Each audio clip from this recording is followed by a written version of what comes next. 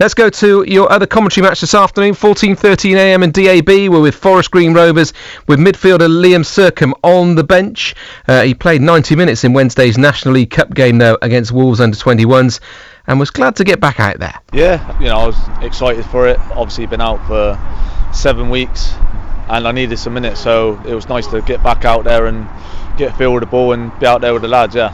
Because presumably you've been fit and injury free for a while. You're on the bench against Boston, so ideally timed opportunity, I guess. Yeah, definitely. I've worked hard to get myself back. It took a little bit longer than what it should have been. I picked up a little something else that I still don't really know what it was. But yeah, it was nice to get back out there, and obviously I made the bench on Saturday, but now I've had another week's training and obviously got the 90 minutes in, and yeah, I'm looking forward to the game now. And when you get that extra little something, you're not quite sure what it is. I guess you've got to rest, which must be the most frustrating thing for a footballer when all you want to do is rehabilitate your injury and get back out there. Yeah, that's it. I obviously had the calf injury and then I had to just stay off my feet for a little bit. I think it was a week, but that was tough to do because obviously I wanted to be out on the grass doing a little bit of running as much as I could, but I had no choice, and yeah, it was a frustrating time, but that's all behind me now and I'm looking forward to getting back out there and helping the boys carry on doing what they're doing. How were the legs and lungs? Not too bad. Obviously it was a little bit tougher than normal, obviously being out for that long and not doing too much, but yeah, it's nice to get 90 minutes in me and now I can kick on. And the way that the team's been performing, I guess the gaffer's in the position of not having to rush you back and can play you as appropriate, and you can trust in him, can't you? Yeah, the boy's been brilliant. Shows from where we are in the league still, and we want to kick on and get to the top, and yeah, I'll always trust in what the gaffer wants from me. I always have done, so wherever he needs me, then I'm ready now. As an experienced player, how do you approach the festive season? I guess it's just about being good still, isn't it? Yeah, it's always busy around that time. That's why I'm happy to be back as well, and yeah, I'm looking forward to getting back playing and getting amongst it again. Aldershot, what do you make of them? They're obviously a good size. From the first game that we played them, they played some nice football, but we've worked on what their weaknesses are, and I think it's all about us again. That's the main thing. If we concentrate on what we do, then we can beat anyone in this league. And after so much travelling earlier on in the season, when obviously the pitch was being done, you've got, I think, 3 out of 4 games of the next run at home. How much does that just help in terms of reduce some of the travelling time, and I guess can mean more time training and playing? Yeah, it's nice for us because obviously the start was tough. I don't know how it ended up being. We was away all the time, and it's nice to play on our pitch in front of our fans, and it's nice to have those games at home, and hopefully we can use that home advantage and keep getting 3 points. A word on Harvey Bunker while you've been out, because he's developed a very happy knack of scoring opening goals in games. Yeah, he's doing really well, to be fair. He keeps scoring, and I don't know how many he's got now. I think he's got 5, is it? They're calling him Cold Bunker in there, so it's good to see, and hopefully he continues that because it's helping the team, and yeah, he seems to be opening and scoring for us all the time, so hopefully he continues. Have you been able to pass on 1 or 2 words of wisdom whilst being out on the sidelines? No, he's just doing his own thing. He's a good player and he can play a number of positions as well, and he's a good lad as well, and he's doing really well. And in terms of this first half season, how do you feel it's gone? Because you're really well placed, but there's still an awful lot of work still to do, isn't there? Yeah, it's an old cliche, innit? You've got to take each game as it comes, and we just need to keep ticking the games off. We're happy with the start we've had. I think anyone would have obviously took the position we're in, so yeah, we've got to continue that into the new year, and yeah, we know what job we need to do, and that's what we want to do, so yeah, we just need to keep ticking them off and taking it into the new year and continue that. Forest Green Rovers midfielder Liam Sercombe back from injury and on the bench this afternoon at the New Lawn against Aldershot. 2:30 kick-off. Hartpury against Nottingham. No points on the board as yet. It's 5th against 4th there. Hartpury have a game in hand as well, so if they can beat Nottingham in 4th and with that game in hand, that would have them well placed going into the end of the year as well in the Championship. Time then to make your choice in listening here on BBC Radio Gloucestershire. You'll find 2 ways to listen. If you're listening on FM Freeview and listen live, we're with Gloucester Hartpury. On DAB and 14:13am, it's time to switch to the New Lawn, where Paul Furley and Billy Hunt bring you Forest Green Rovers against Aldershot. Thank you very much, Steve. Welcome to a blustery new lawn. You come to us just as the teams are coming out of the change room. Forest Green led by Jordan Moore-Taylor in their home black and green kit. Aldershot in their also home kit of the red and blue stripes, vertical stripes, red socks and red shorts. It's windy. You can probably hear the wind down the microphone today. Let's take the flags down. It's so windy. It's only going to get windier, of course, tomorrow morning. It's not as bad as it has been the last few weeks, but it's going to have enough to impact the game no matter what. Steve Koch has made 2 changes. Neither of them you could say are forced. They're both Knowles and Deutsch moved to the bench. In comes Cardwell and Jenks. So that's starting line at 4, Forest Green. Ward in goal. Long, Innes, Moore-Taylor and Robson in the back. May the holding midfielder behind Bunker and McCann up front for Forest Green. Cardwell in the middle and Jenks and McAllister either side of him. Paul Furley joins me alongside me for co-commentary duties today. Paul, you spoke to Steve earlier on that both the players are on the bench and they're fit-ish, aren't they? I think he said Knowles in particular just needs a rest. Yeah, he said Tom Knowles has played a lot of football, hasn't he? And it's blustery conditions today. I just think there's an element of horses for courses about this, that Forest Green will be looking to manage the conditions. They're not ideal. It's difficult. I mean, all right, yes, it's not rainy, but the wind is going to be the dominant factor here today. And Teddy Jenks might just give you a little bit more in a physical sense, especially in both boxes. Then again, Tom Knowles has got the long throw-ins, which with the wind could cause absolute chaos. But both he and Ben Tozer, the other long throw-in exponents, are on the bench, so they're not choosing to do that. But the 2 captains have tossed up, and the first thing is that they're changing ends. Interesting toss. Yes. I think that Aldershot won it because the Aldershot captain Aaron Jones said, I want to change wing, I want to change side, so they want to have the wind in their back in the first half. I think the wind's going to be pretty consistent no matter what. They'll need the conditions straight away, so it is interesting that Forest Green will be going into the wind in the first half and then also they like to go towards South Stand in the second half. They're doing it in the first half instead today. Not make too much of a difference, but they're ready to kick off now. Aldershot have made quite a few changes today, including in goal. Yeah, they have. Dewhurst comes in goal for Van Stappershoff, and that's after they lost 4-3 last week at home to Halifax. So, Dewhurst in goal. The other 3 changes, out go Jenkins from their defence, Akpan from the right hand side of their midfield, and Barrett up front. Neither of those 3 players are in the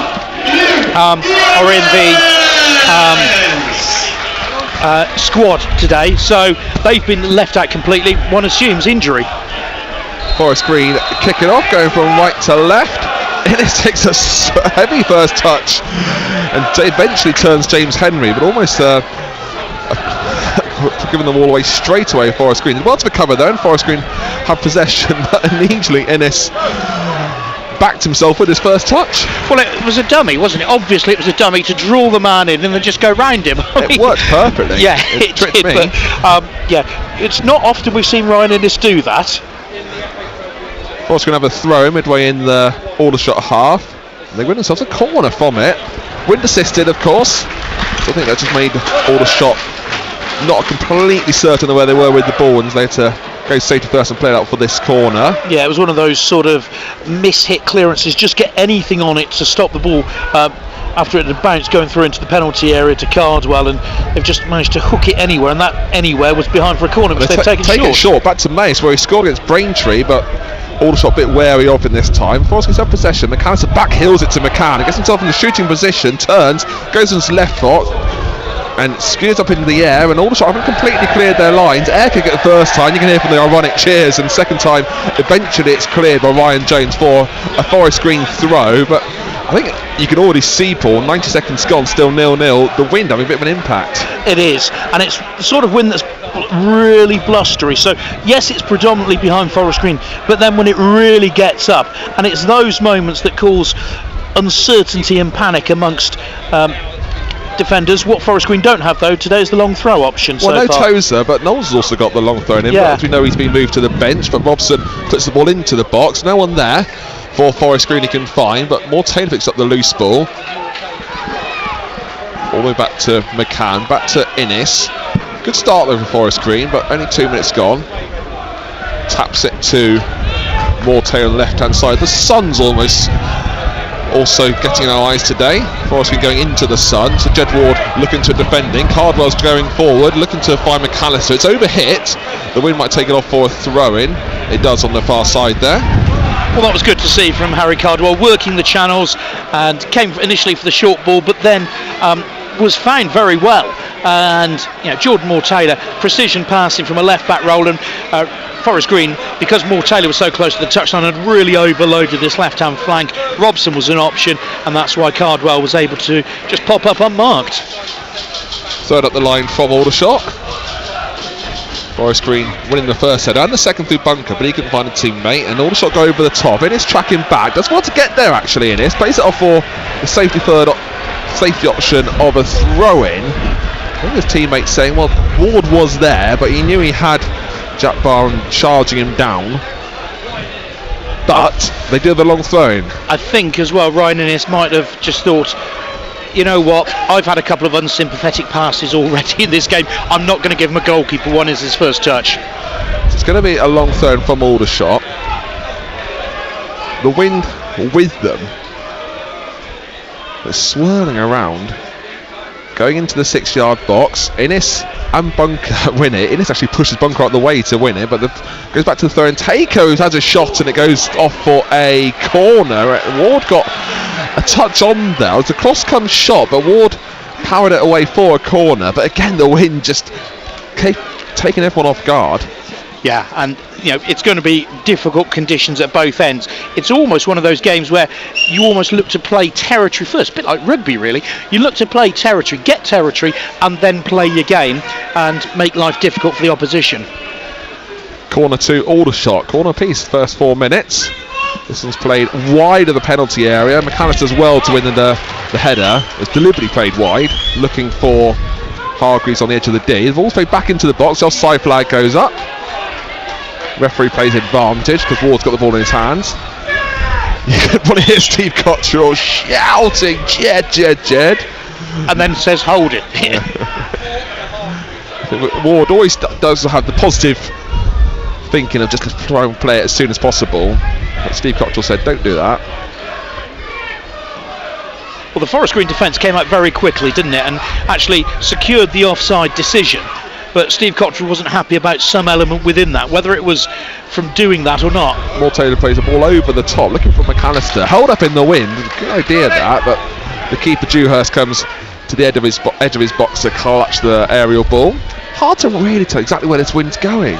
Normally at the New Lawn it goes. Well, we've got 3 flags to give us clues, but they're not about today. It does seem to be swirling.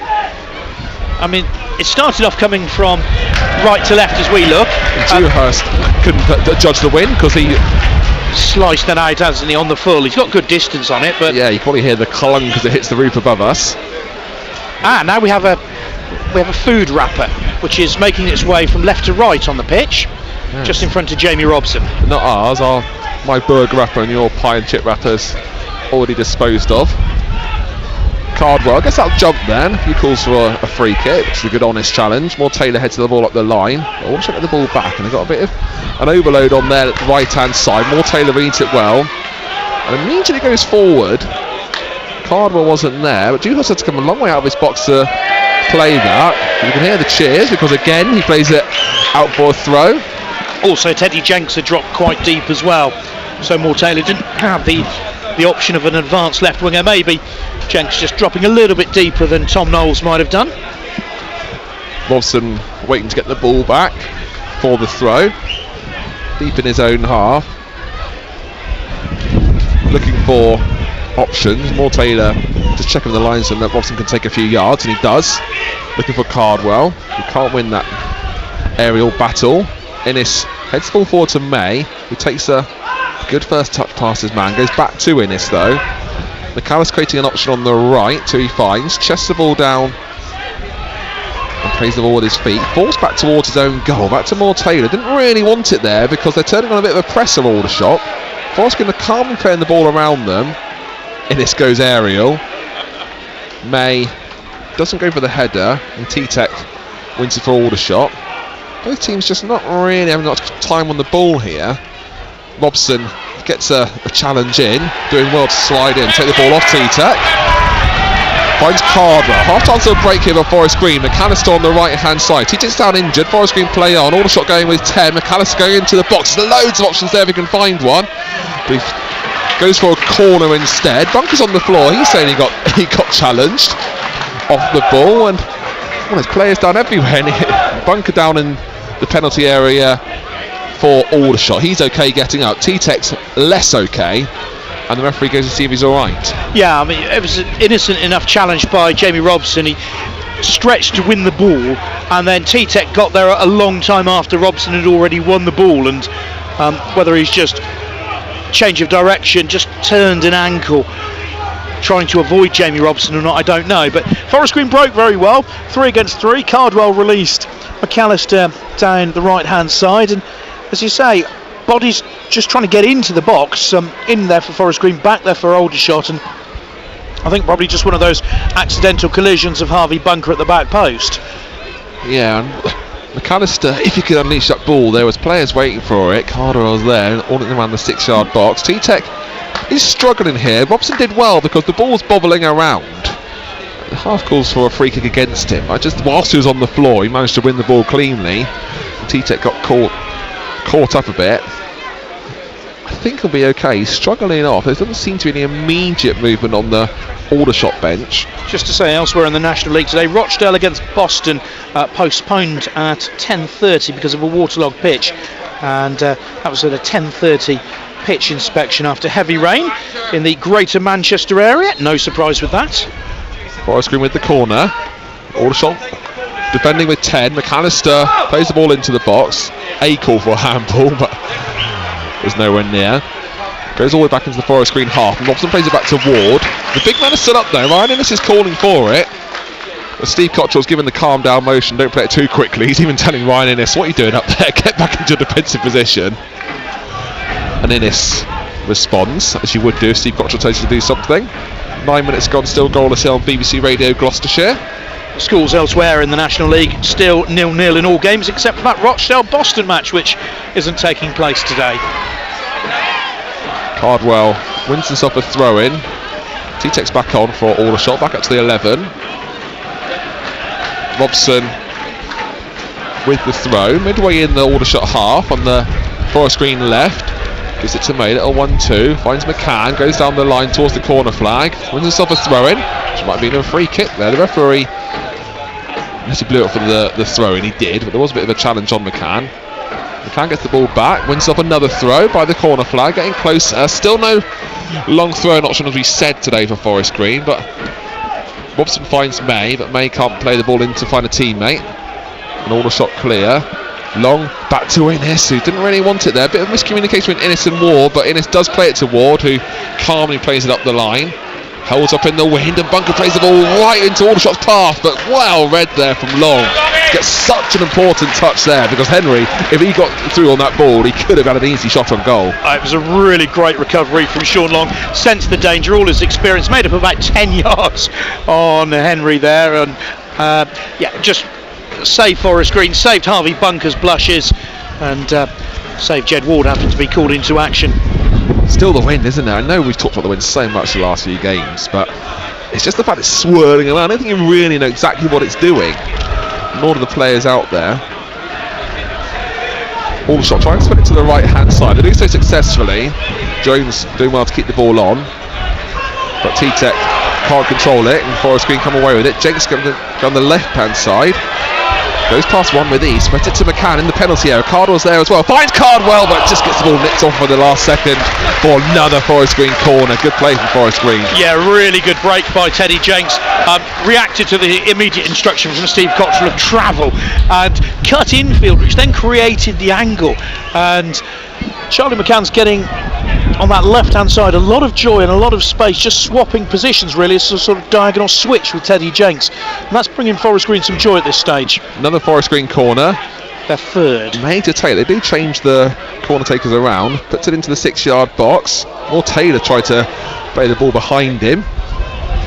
Eventually goes off to McAllister, who finds corner taker May, back by the corner flag. Good first touch, second touch goes into the box, and Aldershot just clear at the last second. Might go off on another Forest Green corner, goes for a throw instead, and Forest Green just turning the pressure on here.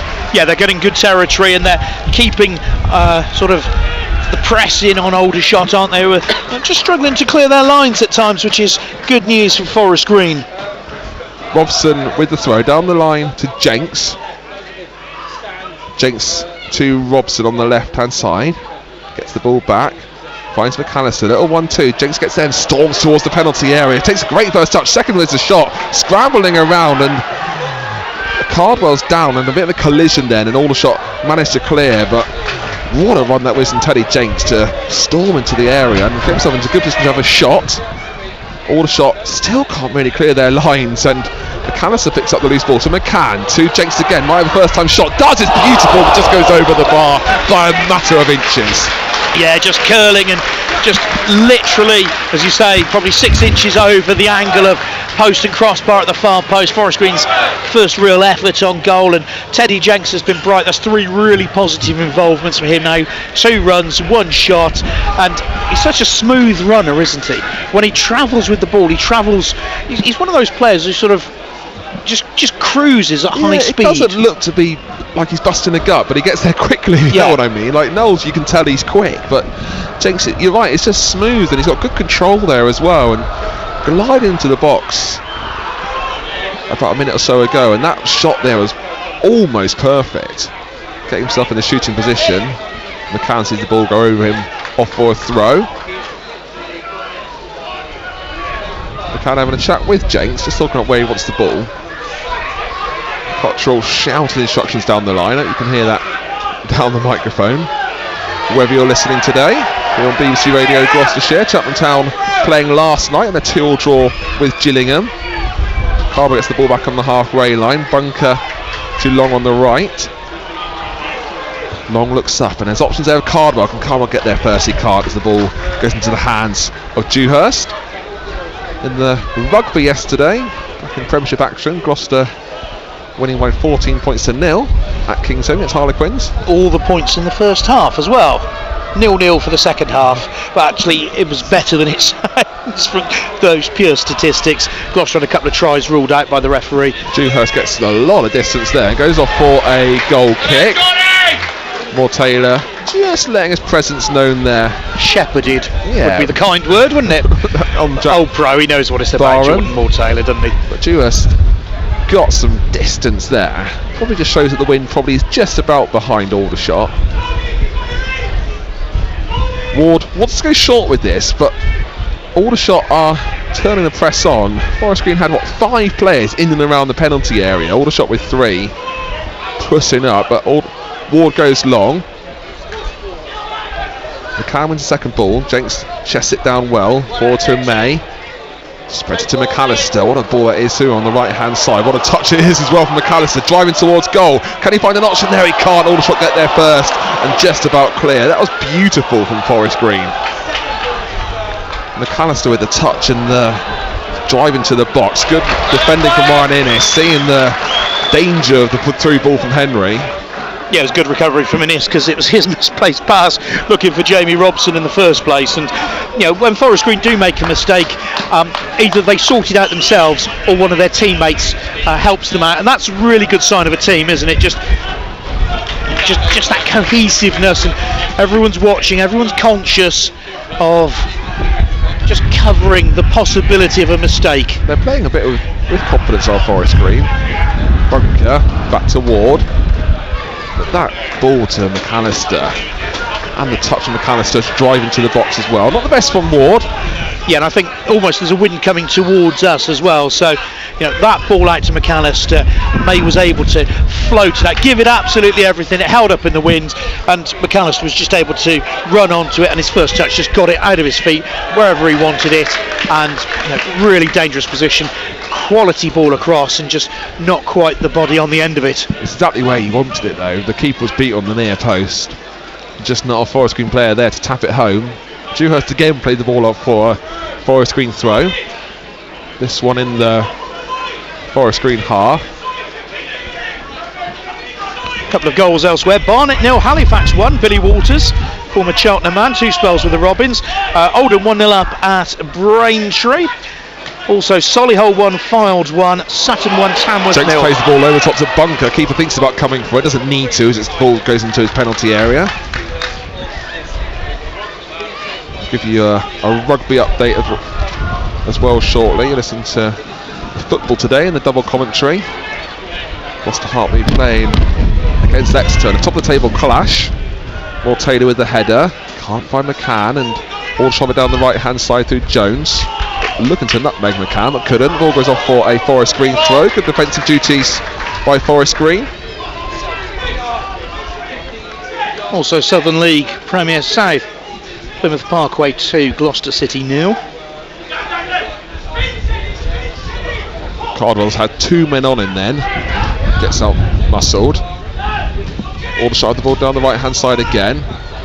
More Taylor tracking back. Jones' presence known against Jack Barham, and it goes off for a goal kick. That one was testing the boundaries again by Moore Taylor. But it goes off for a goal kick. The referee gives nothing for that barge on Barham.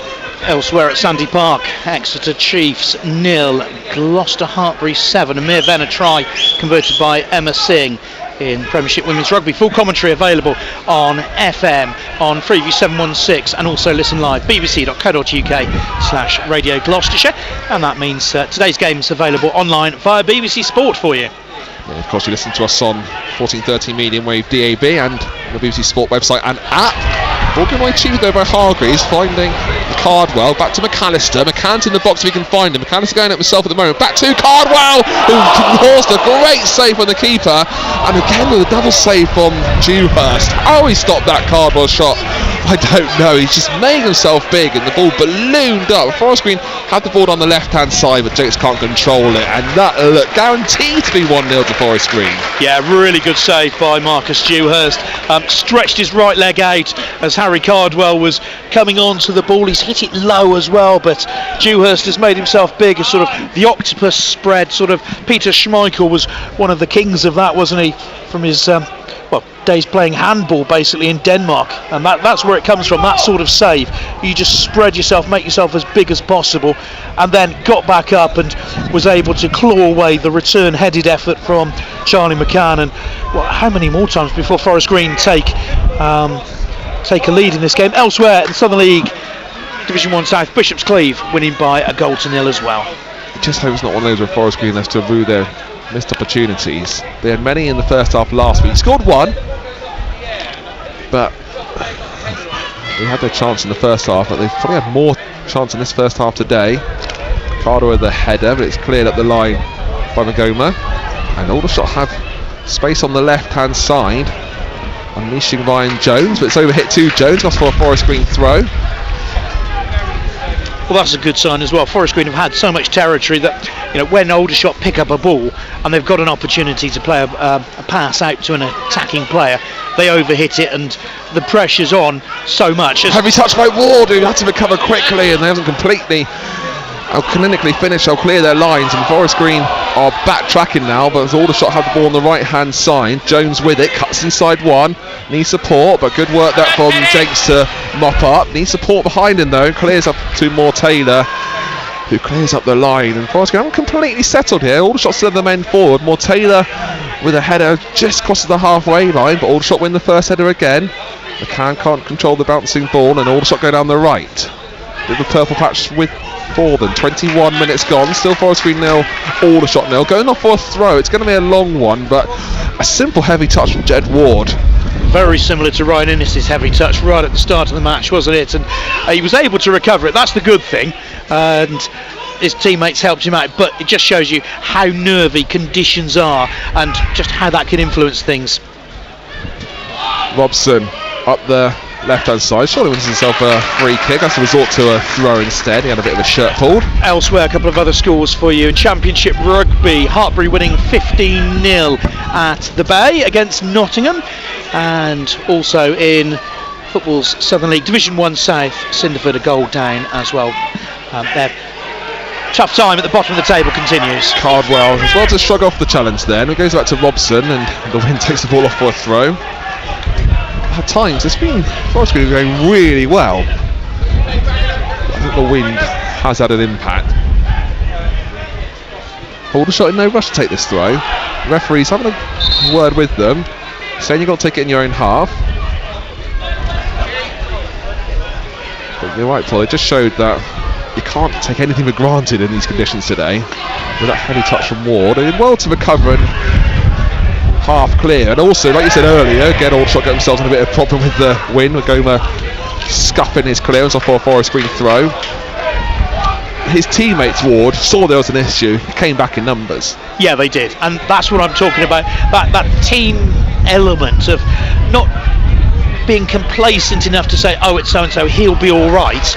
Actually, I'm sure he will be, but just in case, I'm going to play the percentages. Cardwell does well to turn. Sorry to interrupt, yeah, Paul. Safety first. Finds McCann to bunker. Open the score in one. So the only goal last week. Long can't play the ball down the line, finding a Forest Green teammate. Aldershot clear. Innes wins himself a throw. He was tends to play it back to Ward, but Jack Barham was wary of that. Was going to charge him down again. Yeah, Aldershot really got out and closed Ryan Innes down. Innes doesn't want to be taking throw-ins, does he? Leave that to Sean Long, who throws it back to Innes. All the way back to Ward. They're challenging him. He takes a better first touch this time, and the second goes up the line. Can't find a green and black player with the red and blue stripes instead. And they let off a throw in. This wind is really have an impact on the quality of the game. 23.5 minutes gone, it's still goalless. Forest Green have had some really good periods. I don't want to be too negative on the performance today. I mean, the strange thing is that how do you combat the wind? Well, you play it on the ground, don't you? Except it's having such an influence. People are wanting to play territory first and then football second, which means they are putting it in the air when all logic says don't put it in the air. More Taylor tracking back. He's being pressured by Henry. Clears up the line. That goes off for a throw. Can't really get out of his own half. Just goes off in front of us. Yeah, you just don't touch. You don't really trust your touch, do you? Because you don't even a ball to you can just get held up by a couple of feet. And therefore, what do? You overhit a pass as a consequence rather than underhit it. Aldershot with Henry playing it further down the line to no one at all. I think he wanted Frost to be there, but it goes off for a goal kick. Pip Hendy has scored Gloucester Hartpury's second try at Sandy Park, a missed conversion by Emma Singh. 12-0 the Circus lead as the defending champions visit the table toppers. Elsewhere, Gateshead 1-0 up at Ebbsfleet in the National League.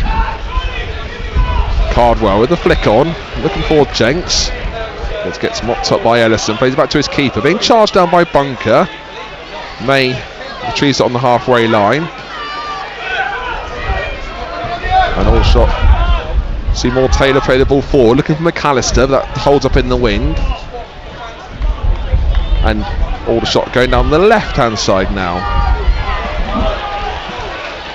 Forest can open up a bit for them. Aldershot playing the ball into the 6-yard box. More Taylor winning an important header off for an Aldershot corner. Just a bit easier than the Aldershot went on forward. Yeah, Ryan Jones just danced past Harvey Bunker, didn't he? And then the cross went over Ryan Innes. Not many crosses do that, but as you said, important header sweeping up behind Jordan Moore Taylor. Safety first, corner. Resulted in a corner. Forest Green, every man back. But the wind will probably take it under Jed Ward's post. It's going to be an in-swinger. Does exactly that in the near post. May wins the first header. Ball swooping to the Aldershot right. Ollie puts the ball into the box. More Taylor again with the header. Ward manages to clutch it. It's well cushioned into a fairly neutral area there by Jordan Moore Taylor, and Jed Ward alert.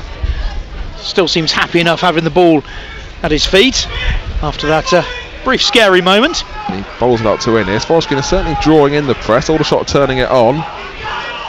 But Ollie Scott's won it back for Aldershot, and McAllister gives away a free kick. One of the first ones of the day actually. We're not told to the referee Michael Crusham at all, which is good as a referee.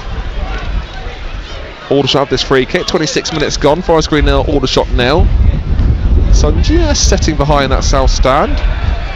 what is the shortest day of the year. Days are getting longer from now on. Pretty much summer. It's a long way off, Billy. Well, that's optimism. Trying to be optimistic as Aldershot play the ball into the penalty area, and Forest Green eventually clear. Bunker gets himself in a bit of a tangle. Cardwell clearing up underneath him. May with another header forward. Cardwell looking to bring the ball down on the halfway line, but T-Tech gets there first. He looks okay after that challenge from Robson earlier on in the half. Aldershot played all the way back to Dewhurst. He's been by far the busier of the two keepers. Had a fantastic save from Cardwell. It looked like he was going to smash that ball home from a cutback from McAllister. Robson gets clattered late there from Aaron Jones of Aldershot. He gets up and gives Robson the low 5. Yeah, quick little low 5. No cards on the referee there. It was late. It was a reminder, a little bit of a reducer, isn't it? Sort of welcome to the game, even though we're nearly half an hour in. Only the one goal on the 3 o'clock kickoffs in the Premier League, by the way. That was in the first minute. Isaac putting Newcastle 1-0 up at Ipswich. Cardwell had his arms all around him there to the penalty area. You hear a few groans around us. Dewhurst for Aldershot. Plays the ball long. This time a bit more centrally. Moore Taylor winning the first header. It was mocked up by Jones for Aldershot. Back to Hargreaves. He goes around Bunker and finds the unmarked T-Tech. Aldershot going down the left-hand side. Jones got space on the right. They're looking to play the ball with T-Tech again to get into the penalty area. As Bunker's forced him outside the box, but there's options there, and the second ball goes into the area, and Ward has to punch clear. Not the most convincing of punches, and eventually Forest Green managed to calmly play the ball out from McAllister, who that was not calm. McAllister got the ball calmly and just whacked the ball out for a corner. I think he was expecting a player to be behind him to whack the ball up, but he just found no one and passed the ball out for a corner. Yeah, miscommunication there, wasn't it? Carl McAllister expected to be laying it back. It looked slightly heavy touch, but everyone was kind of running upfield, expecting Carl McAllister to turn and run with it and start the counter-attack. Another Aldershot corner, again played into that 6-yard box. Forest Green winning the first header, but again Aldershot looking to win the second, but McAllister shrugs off Hargreaves and don't play it off for a corner, Kyle. Well done. It goes off for a throw-in this time. Elsewhere, Gloucester Hartbury have their third try at Exeter. Bethan Lewis are making it Exeter Chiefs 0, Gloucester Hartbury 17. Good score currently for Gloucester Hartbury. Jones on the right hand side for Aldershot. Forest Green back in numbers. Ragoma playing it to the left. Aldershot enjoying possession a bit more now, but they give the ball away cheaply to Bunker. Long gives the ball away himself, and Bunker sees it off for a throw. Half an hour mark gone. Still goalless. Forest Green were dominating the game about 10 minutes ago, I'd say, but it's a bit more on as even now.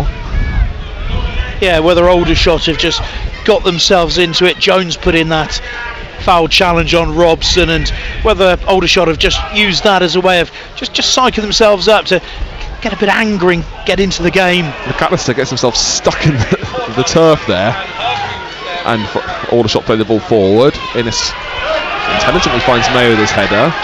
McAllister injects a swap wings, by the way. McCann gets taken down from behind, and Forest Green win themselves a free kick. Yeah, McAllister popped up on the left-hand side now. Jenks on the right. So they might just get the call to go back to their natural positions. Well, they line themselves up for this free kick. It's still only like 15 yards inside the Aldershot half. Elsewhere, Barnet have equalised against Halifax 1-1 now. May clips the ball into looking for Ryan Innes, who wins the first header, which goes backwards to McAllister, back to looking for Ryan Innes. Aldershot get there first and clear up the line. Another sprint race with Barman and Robson. Barman wins it, and he's got support in the penalty area from this break, and a good block sees it off for another Aldershot corner. They're fourth. They're now ahead, 4-3 on corners, and that just shows you how Aldershot have come back into the game. Forest Green have made the odd mistake. There was the one that McAllister conceded. A little bit of miscommunication. Carl McAllister's, I think, thrown off some gloves or a snood or something. Certainly thrown something behind Jed Ward's goal, and obviously it's warm enough to be able to do that. Yeah, he's still got his thermals on underneath Carl McAllister. Eastleigh 1, Maidenhead 0, by the way. Frost takes the corner short, back to Jones. Looking to put the ball into the penalty area. Still with Jones with the ball at his feet, plays the ball back. Forest with every man behind the ball. It's clipped towards the far post. Cardwell winning the defensive header, but mopped up by Hargreaves. It's another ball into the box. Cardwell again winning the header. Forest just need to try and clear their lines. Robson gets pushed off his mark and can't win that header convincingly. Aldershot player, another ball into the 6-yard box. It's congested, whereas Innish marshals the ball into the hands of Ward. And a big sigh of relief there, I think, for Ryan Innes, because the ball's just pinballing around everywhere. It needed a bit of calm. This is exactly what he did, leaving it for Ward. Yeah, he thought of playing it back and then just actually called for Jed Ward to come and collect it. And Ward, we know, is quick. Innes acted as the human shield, allowed Ward to come and do that, and then got a big pat around his torso from Jordan Moore-Taylor. Well done, cool stuff. Bunk with a header forward, looking for Cardwell, and it goes into the hands of the Aldershot keeper who comes to the edge of his area. One more score to tell you about in the National League. Wealdstone 1, Dagenham and Redbridge 0. Solihull now 2-1 up as well at home to Fylde. Forest Green could go top today if they win and results go their way. I said Barnet were losing, but they're now drawing. And York? York still goalless. As it is here at the new lawn, 33 minutes gone.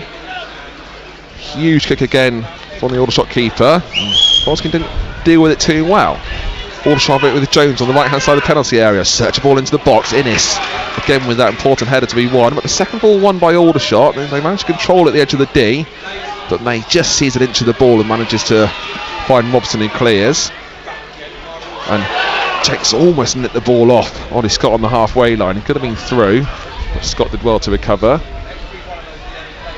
Innes marshalling Aldershot down their left hand side. Forest Green's right. Barham goes past him though. Cuts the ball back. Aldershot with a scuff shot, and Forest Green managed to clear through Jordan Moore-Taylor. And Aldershot play the ball back across goal. Forest Green giving the ball away, and again Ward clutches onto it. You hear what are you doing behind us, because Forest Green just gifted the ball back to Aldershot. Yeah, Forest Green have looked very nervous in the last 5 minutes as Aldershot have come into this, and not quite the connection on any of their efforts on goal that Aldershot would have wanted. First was a scuff shot which bounced up out of the turf, and Jordan Moore-Taylor was able to head clear, but then Rovers weren't able to get it fully clear, and once again Forest Green go long. Alistair heads it to Cardwell, 7 yards out, takes a touch, a second goes up, is saved by the keeper. Another great chance of Forest Green. Aldershot switched off there. They thought that ball was searching for Cardwell. They didn't challenge for it. McAllister popped up on the left hand side, put it into the path of Cardwell. Well, Cardwell was being manhandled as usual, but then McAllister was able to find Cardwell after it had gone over the top of him. That's the bit that Aldershot weren't quite alert for, and the switch of wingers is actually just borne a little bit of fruit for Forest Green at the moment. Dewhurst with another good save though. Cardwell looking to go underneath him, kept his legs shut. One of the 4 chains was Dewhurst in goal today, and he's certainly earning his money. Forest win themselves a throw, 15 yards or so up from the corner flag on their right hand side. Long takes it quickly, looking for Cardwell in offside position, doesn't matter as it's from the throw. Back to Long, puts a ball into the area, looking for McCann, who went for the audacious shot, and Aldershot managed to clear. Innes sees the ball up for a Forest Green throw in the Aldershot half. 10 minutes of normal time to go till that half-time whistle. Still goalless. Forest Green have had the chances. Bunker wins himself a free kick in a strange position. What, 6-7 yards up from the corner of the penalty area? Yeah, probably 10 actually. I mean, the referee hasn't blown up for many of those. Bunker was able to withstand the pressure and lay the ball off, and the referee blew up a little bit late, but I think Forest Green will take this. It's an opportunity to put a ball into the Aldershot box. Aldershot quite a high line at the moment on the edge of the penalty area, and their wall is literally just on the edge of their own penalty area, so it is 10 yards from the box. We can see the referee's spray on the floor. May over it. Forest Green have got 5 players offside at the moment. They trot into an onside position as May takes it, and it goes over everyone off for a goal kick. A bit too powerfully hit there. Whether Bunker or Moore-Taylor was the man he was looking for on the far post. Goes off for that goal kick. Yeah, a little bit of a shame there. No one able to get on the end of it. Elsewhere at Sandy Park, Gloucester Hartpury have the bonus point. Pip Hendy with her second try of the game. Mia Venner and Bethan Lewis with the other two unconverted, but Gloucester Hartpury 22-0 up. Sandy Park known though for having weather conditions possibly a little bit like this. It's one of those places you can just turn the weather on, so I wouldn't count any chickens before they're hatched. Long stays strong there. There's a bit of a 50-50 coming together, and the Aldershot player goes down on the floor. Ryan Jones is the player injured, and the Aldershot fans didn't like that. I think just Long just kept his strength and just stayed on his feet. He gets a yellow card. Steve Cottrell's unsure what for. As am I, I've got to be honest. I think he just stayed strong and went for the header. Yeah, and you look at the challenge here in front of us on Jamie Robson by Aaron Jones, and when Forest Green managers say that the Forest Green crowd is too nice, I think that's what they mean, because the referee shows the first card of the game for a challenge which is not dissimilar to one which was very obvious on Jamie Robson, no card shown. And there's a little bit of inconsistency, but there's also how you can influence referees and just get decisions. Well, he's on a yellow card now, is Long for the rest of the game. Free kick played into the penalty area. Forrest can deal with it first time. McAllister wins the second. Looking for Jenks, who's deep in his own half. Takes a touch past his man. Can he win the foot battle after? And he can't, but Aldershot just managed to scramble clear. Good defending, got to save Molly Scott there, who had three Forest Green players driving towards him. But Jenks, he just had a tap and go, and he had support as well, and it was only Ollie Scott back. And some great defending from him. Yeah, it was a really good counter-attack by Teddy Jenks, wasn't it? And as we've said, he can eat up the ground deceptively quickly, and strong runner as well. You're not going to have necessarily the guile out wide that you'd get from Tom Knowles, but it's a different strength, and that's where it does look a horses for courses selection, as well as obviously giving Tom Knowles a little bit of a break. Along with the throw-in, McAllister down the right-hand side, looking for Long, put the ball into the box. So there's not the most convincing clearance there from Aldershot. Ricardo's on the floor. Calls from the south end behind him that he was fouled. Referee gives nothing. McCann spreads it to McAllister, but it's under hit, and Aldershot come away with it. Half chance then to break. Forest Green coming back in numbers. Aldershot going forward down the right hand side. Robson marshalling Frost, who plays it back. The initial break's gone. Aldershot still had the ball with Frost. He's driving towards goal. It opens up for him. Might have a shot here. There's options to the left hand side, who he finds. It's over hit to T-Tech, but he still has the ball by the corner flag. Forest Green do have numbers convincingly behind the ball now. Let's go end to end at times this game. Aldershot down the left hand side. Options on the far post. Ward and his defence needs to be wary of. Waiting to the ball into the box. And it goes over everyone, thankfully, just over the top of Jones. Aldershot with the ball on the right hand side. The ball goes off for a Forest Green throw. Just couldn't be kept on there by Hargreaves. Elsewhere, Bishop's Cleeve 2-0 up in Southern League Division 1 South.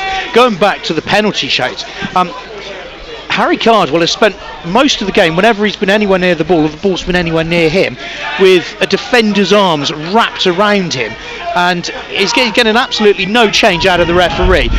Sometimes he initiates the first contact, with Dan Ellison in particular, but when the ball actually gets near him, he's wrapped up completely.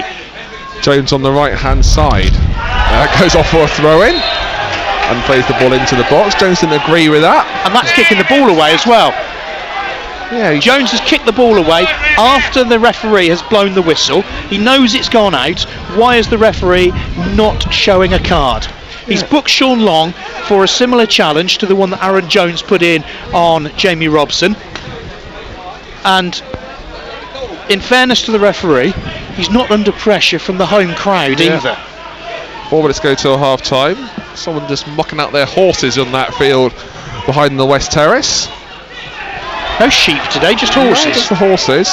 You don't muck out sheep. It's just they've got their wheelbarrow there. You can see it just picking up the poo. Cardwell back to May. Looking to go to McAllister, who's offside on the right hand side, doesn't challenge it, and it goes into the feet of Dewhurst. Yeah, he had the awareness, didn't he, McAllister, to not move, and so it goes all the way through to Dewhurst. Mia Venner with a 5th try for Gloucester Hartpury. The circus just running riot in this first half. Dewhurst being challenged by Cardwell, but gets the ball played away from him. Moore Taylor plays the ball back upfield. Cardwell's about 20 yards offside, doesn't challenge for it. Jenks the ball back to Moore Taylor.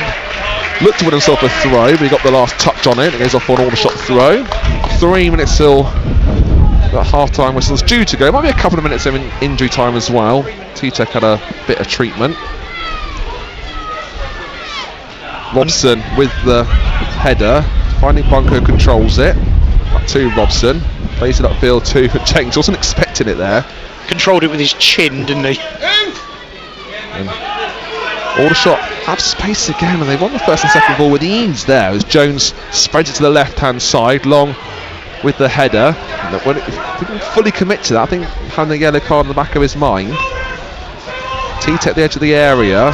Aldershot play the ball back into the box, but it's over hit off for a goal kick. Yeah, I wondered if Long was just trying to get up early in the air but hang in the air a little bit, and if he was taken out then say, well, referee, where's the difference, and just get his opponent in the book as well. And maybe if you've got two players in the book, then that quietens them both down and that just levels things up for Sean Long. Didn't quite happen, but Rovers able to avert the danger again. The last of the winter solstice sun just sets over the south stand to our left hand side. Cardwell gets out jumped then by Magoma. Calls for a handball against Aldershot. Referee gives nothing, and Innes clears up the line. Goes into the penalty area, and Dewhurst clutches onto it. Slows plays down. Forest Green have had the more clear-cut chances, definitely. And Dewhurst been the busier the keeper, but Aldershot have got themselves into some decent positions. Oh, they've looked dangerous, yeah, certainly. Dewhurst with a humongous kick, nowhere near a player in red and blue, but Long's header isn't the best and gives it to the player in red and blue, and Aldershot down the left hand side. Opens up again for Forest Green, and shot goes in, takes a ricochet, it goes in the back of the net. A horrible deflection. Jones will take the plaudits. Forest Green didn't deal with that huge aerial clearance from the goalkeeper, couldn't get rid of it clinically, and Aldershot go ahead. Yeah, it wasn't a big clearing header from Sean Long, it was a headed down into midfield area, and Jones reacted first and fastest, ran at the Forest Green defence, got the lucky deflection on the shot, and nothing Jed Ward could do. It's taken in past him, and as I said, Aldershot have looked dangerous. Forest Green, for all their early dominance and dominance of chances as well, two important saves from Dewhurst has kept Aldershot in it. Just before half time they go and take the lead, and that's a little bit of a sucker punch blow for Forest Green. It took a wicked deflection, but Dewhurst's clearance was absolutely massive, but Long had a completely free header. Yeah, and he's not headed it up and back. No, it's not a big header, almost as well. Do you leave it? Do you let it bounce? Well, they say the first thing for defenders is don't let the ball bounce.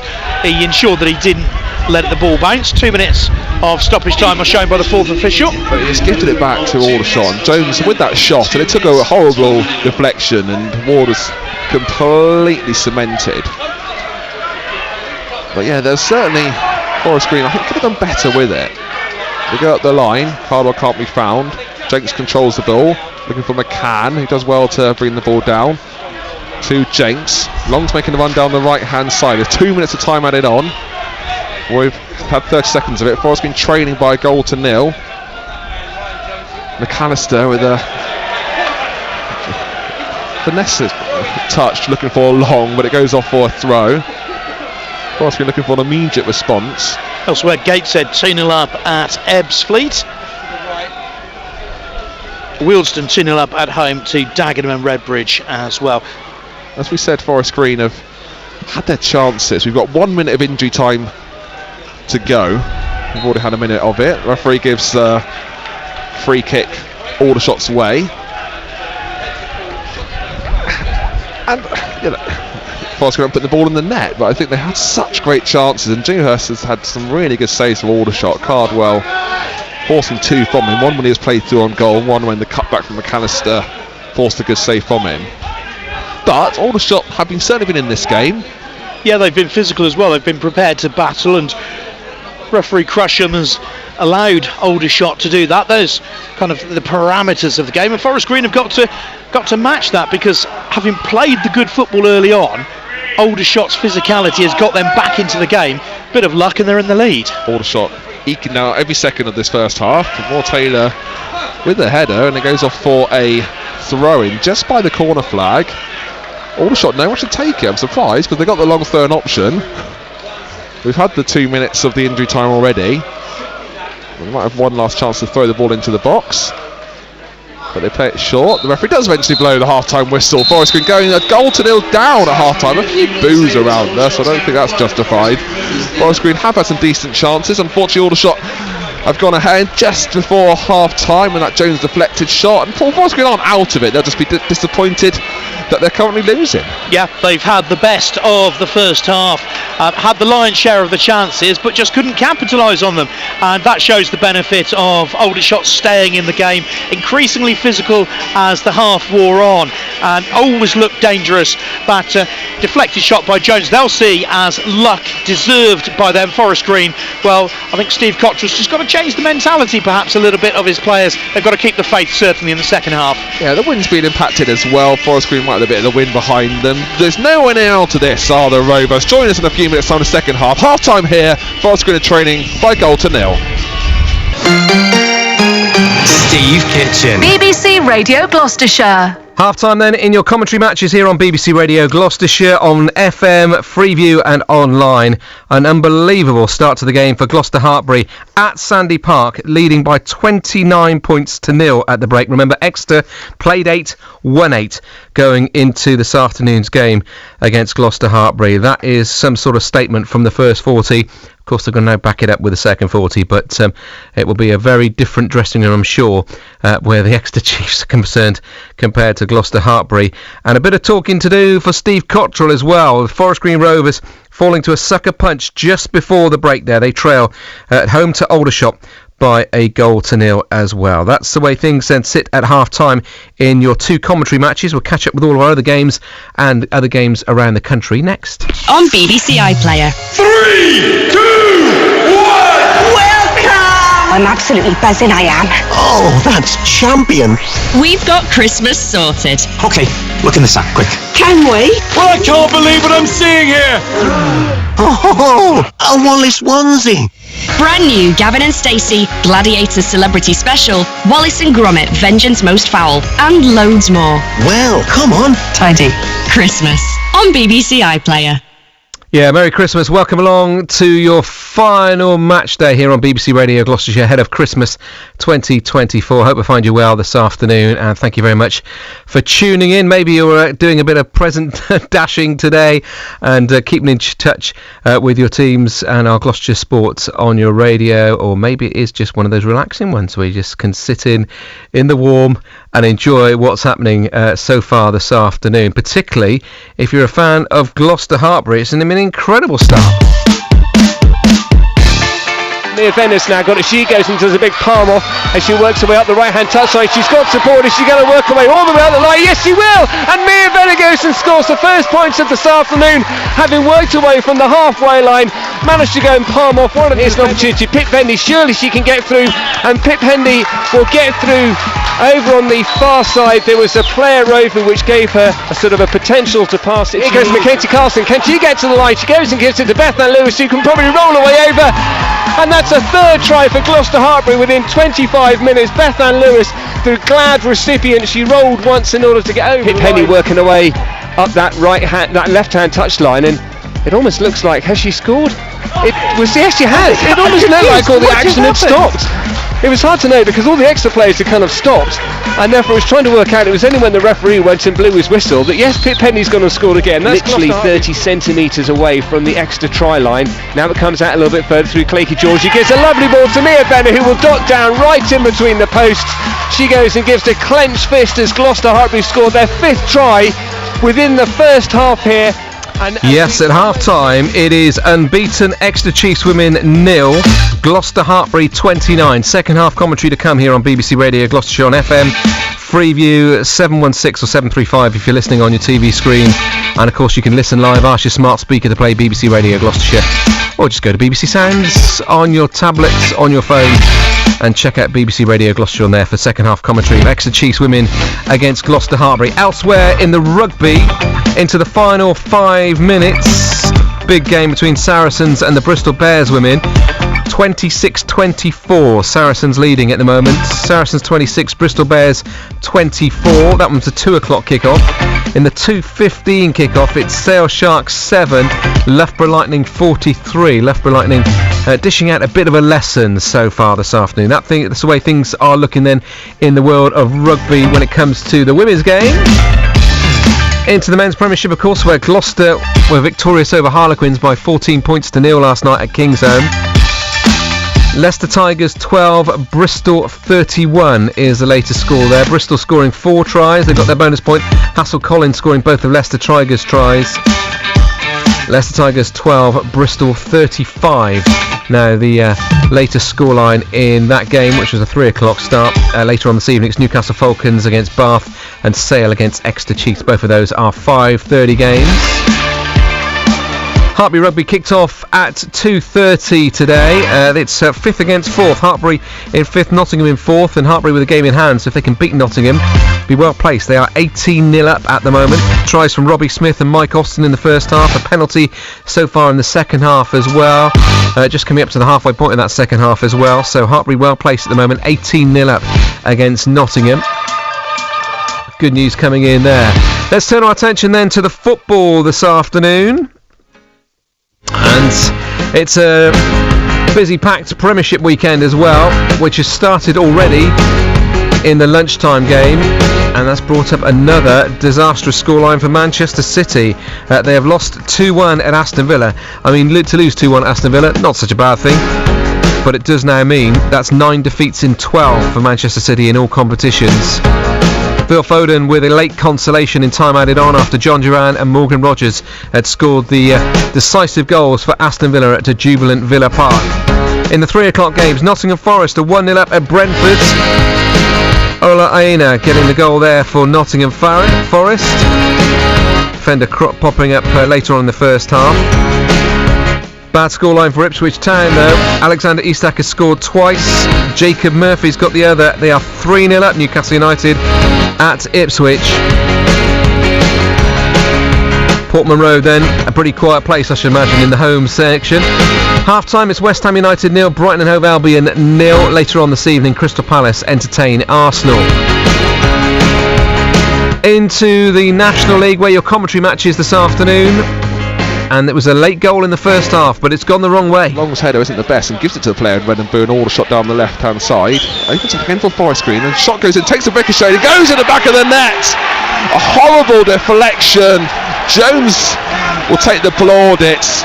Forest Green didn't deal with that huge aerial clearance from the goalkeeper, couldn't get rid of it clinically, and Aldershot go ahead. Yeah, that's a decisive goal then, coming for the visitors in the 44th minutes of the first half. Elsewhere in the National League, Barnet 1, Halifax 1, Braintree 0, Oldham 1, Eastleigh 1, Maidenhead United 0. It's Ebbsfleet 0, Gateshead 2, Hartlepool 0, Yeovil 0. The game between Rochdale and Boston United was postponed due to a waterlogged pitch. Solihull Moors lead Fylde by 2-1. It's Sutton 1, Tamworth 0. Wealdstone are 2-0 up against Dagenham and Redbridge. No goals between Woking and Altrincham, and no goals between York and Southend United at half-time. Cheltenham Town, of course, drew 2-2 at Gillingham last night. Useful points. We're leading 2-1 there. In the games today in League 2, Barrow have beaten Fleetwood by 2-0, and Doncaster were 3-1 winners at home to Tranmere Rovers. In the 3 o'clock games, it's Accrington 0, Salford 0, Chesterfield 1, Wimbledon 0, Harrogate 0, Walsall 1, Morecambe 0, Bromley 1, Newport 4, MK Dons 1, Notts County 3, Bradford 0, Port Vale 0, Carlisle 0, and Swindon Town 2, Grimsby Town 0. Those are the half-time scores then in League 2 as well this afternoon. As always, lovely to hear from you. If you want to get involved on the text lines, text the word GLOSS, GLOS, and your message to 81333. It's at BBC Gloss on X. They're the Christmas songs that you know and love. But have you ever wondered who were the real kids who sang with Wizard? When I told my mum and dad, they were, I don't know. And I said, if you don't let me go, I'll never speak to you again. Why the girls in Wham's last Christmas video could have been different. He didn't want me to go because George is so impossibly handsome. He said, I'll pay you not to go, because he was jealous. Oh, what was it like being on set in the snow in Lapland with Shakin' Stevens? Getting called onto set by an elf was, I thought, pretty amazing. The untold stories behind the festive songs you know so well. Christmas Hits Unwrapped with me, Sally Lindsay. Listen now on BBC Sounds. This is Matchday on BBC Radio Gloucestershire. It is exactly now 3 minutes to 4. Good afternoon.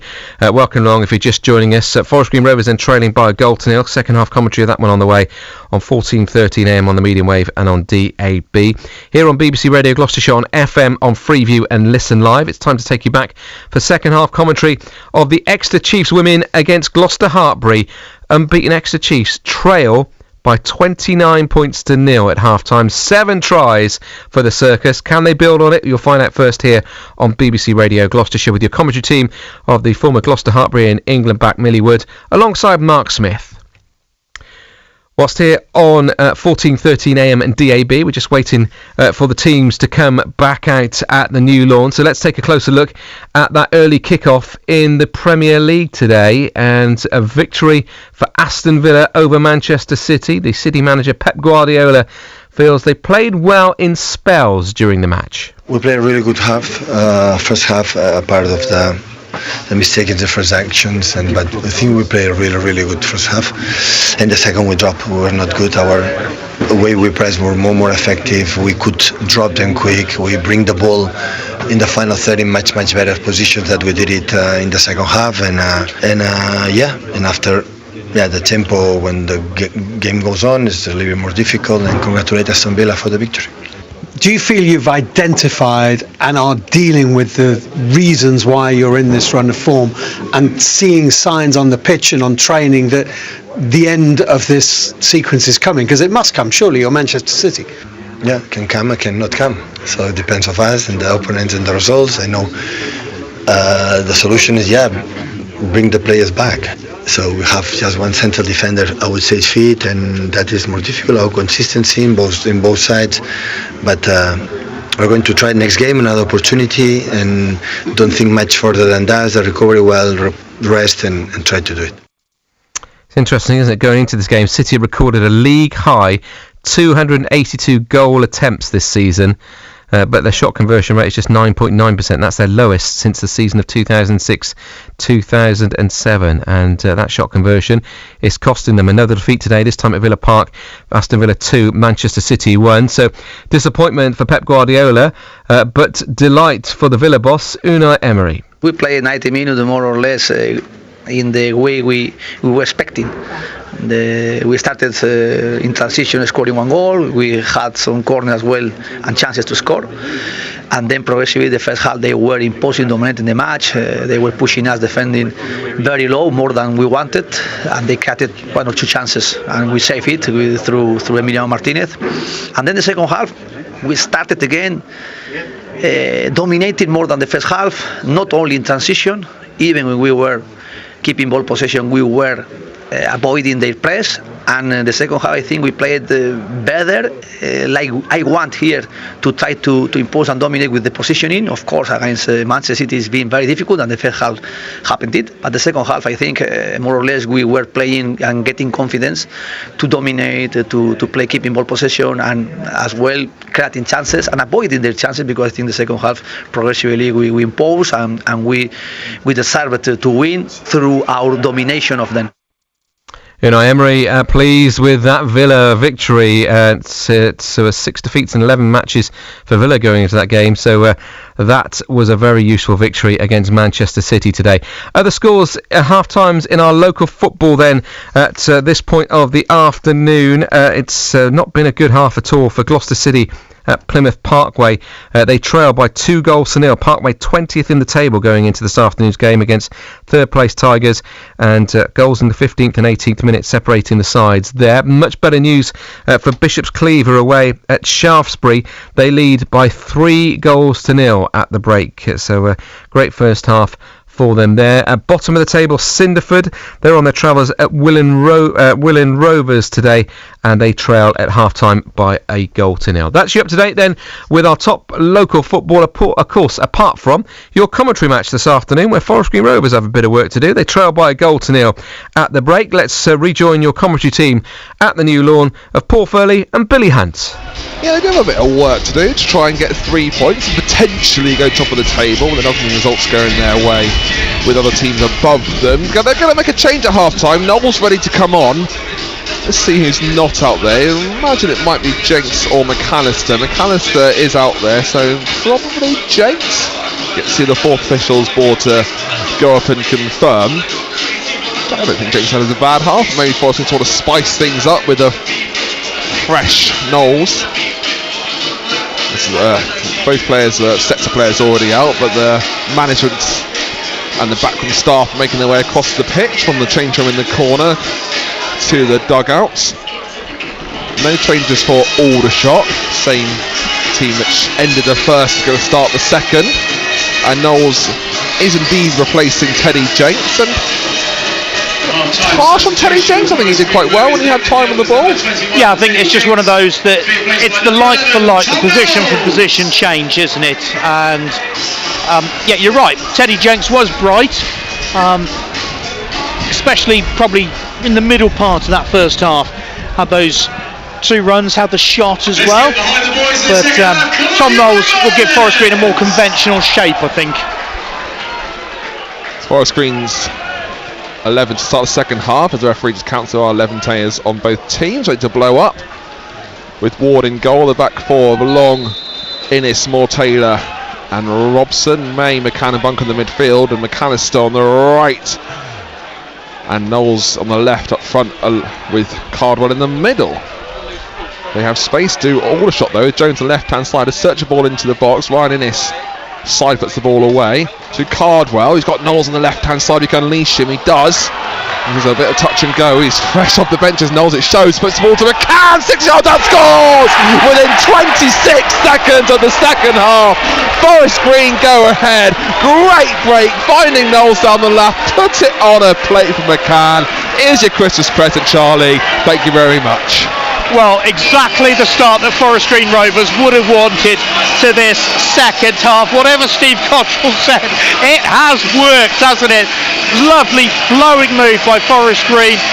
Cardwell just releasing Knowles, who ran past Matt Comer like he wasn't there. The perfect ball into the penalty area.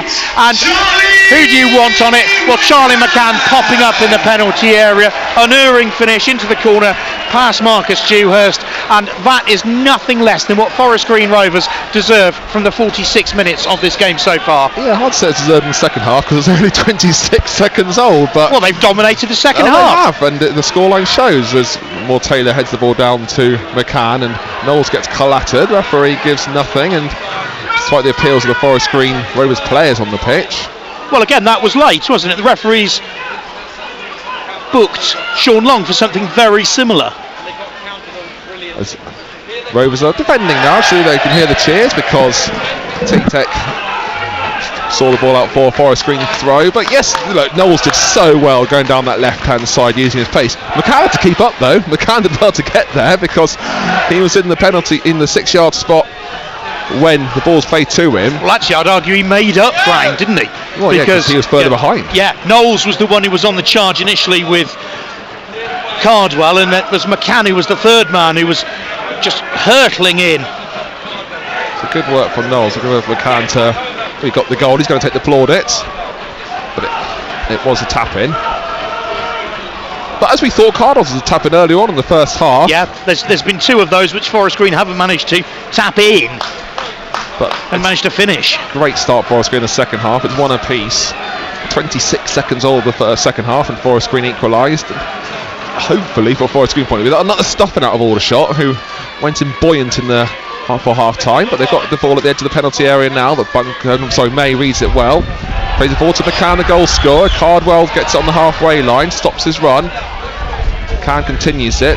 Not the best ball to Bunker, and it's easily intercepted by T-Tech, who drives on forward going down the right hand side. Aldershot have a chance to cut the ball across. They go across aerially, and the shot was awful from Frost.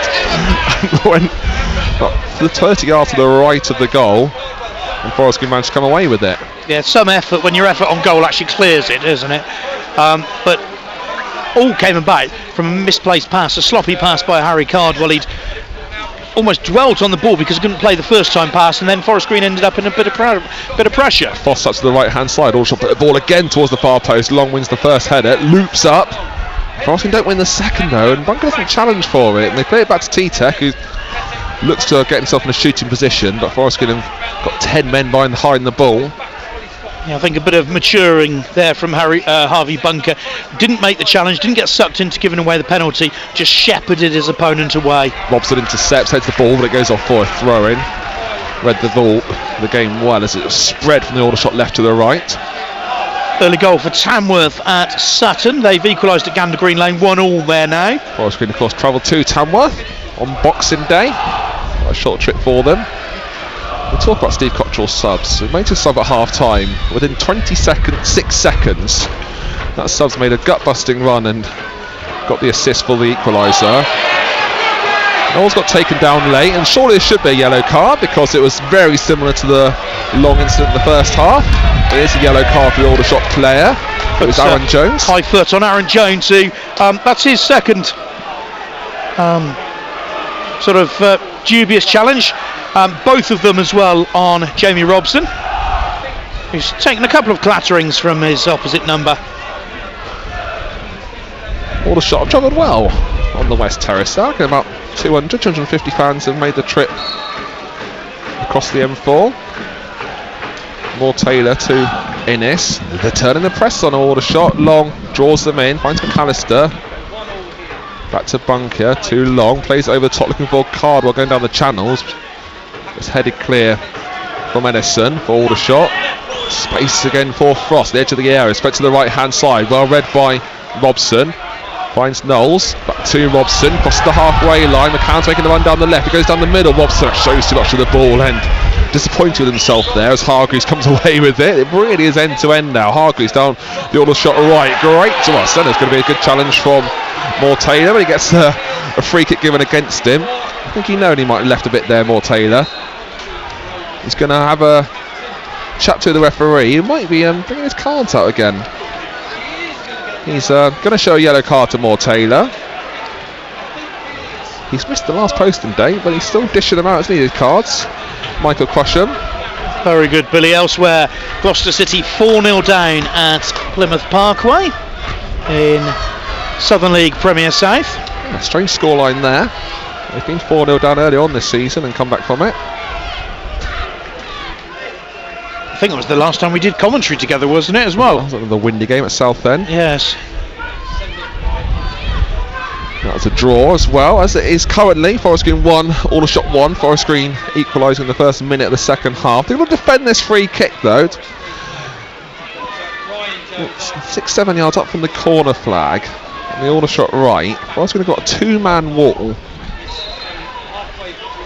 Aldershot running in, making good runs off the box. Play it across towards the far post. Goes off for a corner. Cardwell chested the ball out for a corner when it was played into him. Half calls a handball. Well, it was headed back straight against his hip from his blind side from behind him. And the bizarre thing was the referee actually took his time before signalling that it was a corner. Obvious deflection off of Cardwell. And nothing intentional about any hand. And I don't even think it did hit his hand, but it's just one of those that teams always appeal if it hits a defender from close range. Played the ball in towards the near post, flicked into the 6-yard box. Forest Green trying to desperately clear, and the referee has had calls against it. There's players falling all over the place. The referee's still not giving anything. Aldershot play the ball across goal. What a clearance off that line that was from Jamie Robson. Ward was beat, and Robson dramatically dived the ball over for another corner. He's getting pats on the back from all of his teammates. Yeah, from under his own crossbar, sliding back towards his own goal net. That's he's actually finished up in the goal. He's managed to get ahead on that and head it over the bar. Phenomenal defending by Jamie Robson, and whether Steve Cottrell celebrated that or whether he was angry at something else, but there was certainly a fist bump by the Forest Green manager, and that could be a pretty big moment there from Jamie Robson. Another corner for Aldershot, played towards the middle of the 6-yard box. Cardwell easily clears. There's no one up for Forest Green, but Aldershot have time to play the ball back forward. Little 1-2 from T-Tech, gets the ball back down the left. Bunker marshalling him. Back to Ollie Scott. And Aldershot going down the right. Holds up in the win. Robson misses out on the first header, but dramatically managed to get himself into a position to clear up the line. McCann himself a throw-in. And it's getting a bit feisty, this game now. Challenges start to come in. It is. Elsewhere, Oldham 2-0 up at Braintree. James Norwood, formerly of this parish, and more latterly, pain in the backside of this parish, frankly, scoring Oldham's second.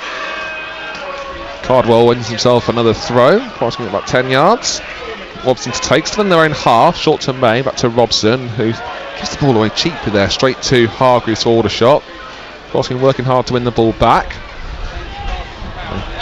Those teams giving the ball away quite cheaply. Bunker puts a boot on it and finds McCann, he spreads it to McAllister. Got two men running towards him, does well to keep the ball on with his forehead. Long making a great run into the box, and McAllister being pulled off the ball. Referee or assistant still not, eventually gives a free kick Forest Green's way.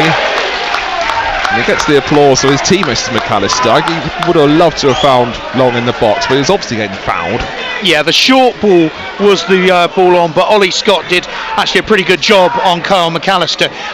Weak officiating, really, to only give the free kick, or to only signal that the foul had occurred. That's the point by the assistant referee when he's been blocked off and he's level with the corner flag, because actually the ball was on. The inside ball to Sean Long, who'd made up a lot of ground elsewhere. Solihull now 3-1 up at home to Fylde. Free kick to Forest Green, very similar position to the one from Aldershot a couple of minutes ago. May with it just by the corner flag. One man wall for Aldershot, plays it in right footed. And he had to use there because Innes was close to it, but it goes all the way to McAllister on the left hand side. Back to Robson. The big men are still up there. Innocent, more Taylor. Ball gets back to Ward, who's been heavily pressed, and he played that quickly. And Forest Green out of position at the moment. Aldershot have numbers, and thankfully James Robson heads the ball back to Ward, who gives the calm down motion. Rightly so. Interesting from that free kick, which Adam May put in. Everyone was at the back post. There was no one going for the near post. It was a very congested back post area, and Ryan Innes very nearly got on the end of it. 56 minutes gone. Forest Green 1, Aldershot 1. Knowles back to Robson on the Forest Green left hand side to more Taylor, who goes long looking for Cardwell. Quickly was warming up early for Forest Green. He's the only sub warmed up with his shorts on. But there could be a bit of movement on the bench for Osadebe. I think might have got the call. Yeah, I think he's taking the gloves and the snood off.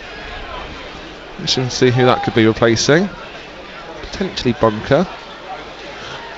Robson with the throw up the line, looking for Cardwell. Two men on him, one of them wins the ball back, but all they can do is find Robson to May, who gets dispossessed at the edge of the area in a dangerous position. Aldershot going through towards goal, and Robson so well to put that challenge in the penalty area, but the danger's not over yet because Aldershot put the ball back into the box and they have a shot which goes wide of the goal from T-Tech off for a goal kick. Always going wide, wasn't he? Just sliced it off the outside of his boot, and we could see it was always just going past that right hand post as we look at it of Jed Ward's goal. But Sean Long was outnumbered, won the first header, got as much distance on it as he possibly could. But Aldershot still looking dangerous. Ward looking for Cardwell, and he inches away from finding him. Cardwell in offside position, but it was from the goal kick. And the wind is obviously in, going behind Forest Green as they're going towards the north stand in this second half. Aldershot switching into the beginning of the first.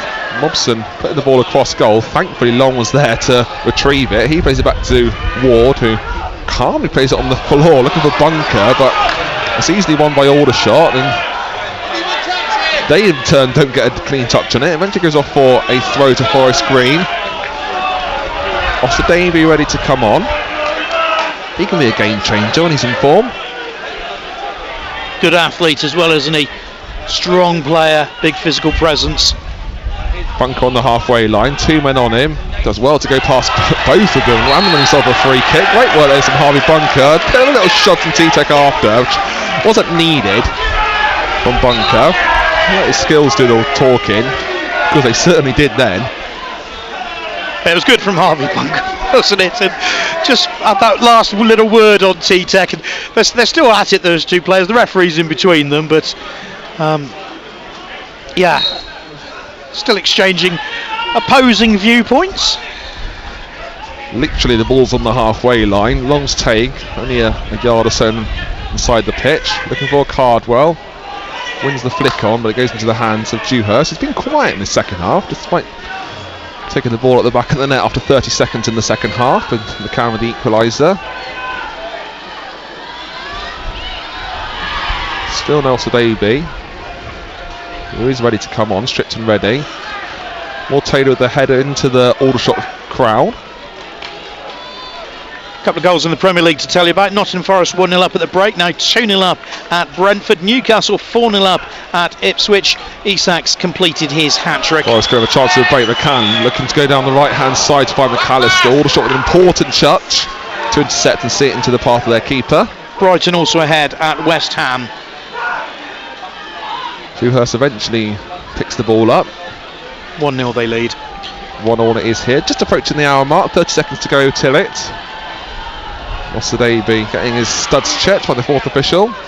Dewhurst, despite going into the wind with a huge kick. McCann can't break the ball down too cleanly, and Aldershot get the ball back. T-Tech and go down the left. And Jones the goal scorer for Aldershot. Despite the wicked deflection, back to Scott. To T-Tech again. There's always an option in the midfield. Aldershot give the ball back to him. Now he goes on the left, Ollie Scott. Frames T-Tech beautifully. Good ball through in to unlock the Forest Green defence, and Forest Green need to get a touch away. But here comes Aldershot to try and get back in the lead. It's cleared again, but here comes Aldershot with a rebound that goes off the line again from that man, Jamie Robson, with his second goal line clearance. Exceptional by Robson, wasn't it? The trap was sprung for Aldershot because Ryan Jones dropped deep and Sean Long followed him out, and at that point Aldershot were then able to run into the gap behind, and that's how Aldershot were able then to get into that move. Really good defending though from Forest Green, and yeah, as you said, Billy, Manny Osadebe coming on for Harvey Bunker, who's put in another good shift for an hour. He has, yeah. Osadebe, like for Bunker, similar sort of physique. I think he might have a bit more goal driven to him. Of course, Harvey Bunker scoring the goals, and Manny Osadebe, we know, likes to pick up the ball and drive towards goal. But that was a great chance for Aldershot. Jamie Robson again being the hero for Forest Green. Handball against May. The ball obviously came up against and came into his hand. He needs to control it. Elsewhere, Gloucester City 5-0 down to Plymouth Parkway. McCann having a shot to with the referee. Knowles getting a yellow card for kicking the ball away about, what, a couple of feet compared to that incident earlier on in the half when Aldershot overhit us in the first half, wasn't it, when they kicked the ball away about 30 yards. The width of the pitch, yeah. So another yellow card for Forest Green, like a discipline you could say. Or the poor referee, and I think some of the players might say also. Well, it was right in front of the Aldershot fans as well. They take the free kick shot going down the right hand side. Hugely overkicked ball into the box, goes off for a goal kick. Elsewhere in Rugby's Championship, 5th place Hartbury at the start of the day win at 4th place Nottingham by 21 points to 7. Good win for the Red and Blacks. More Taylor looking for Cardwell, just gets up jumped by the impressive Goma. Cardwell goes down the right hand side, the ball holds up nicely for him. May heading the ball forward again, there's no one there, and it goes into the hands of Dewhurst, the Aldershot keeper. Nice high vis orange kit. Jed Ward in his pink kit today. a little bit more mauve, isn't it? It's not quite the sort of fluorescent pink of the away kit. I think if you go up close, it's got some sort of jazzy motif on it. Right, okay. Yeah, possibly a hint of blue in it, who knows. The floodlights taking pretty much full effect here. A little pink to our left hand side. More Taylor to Innes. Too long on the right. Cardwell just can't get that. Goes over the top of him. Wins up a throw on the halfway line. Actually, in poor light, Jed Ward's goalkeeping kit not dissimilar from the Aldershot kit of the blue and red vertical stripes. Very Crystal Palace.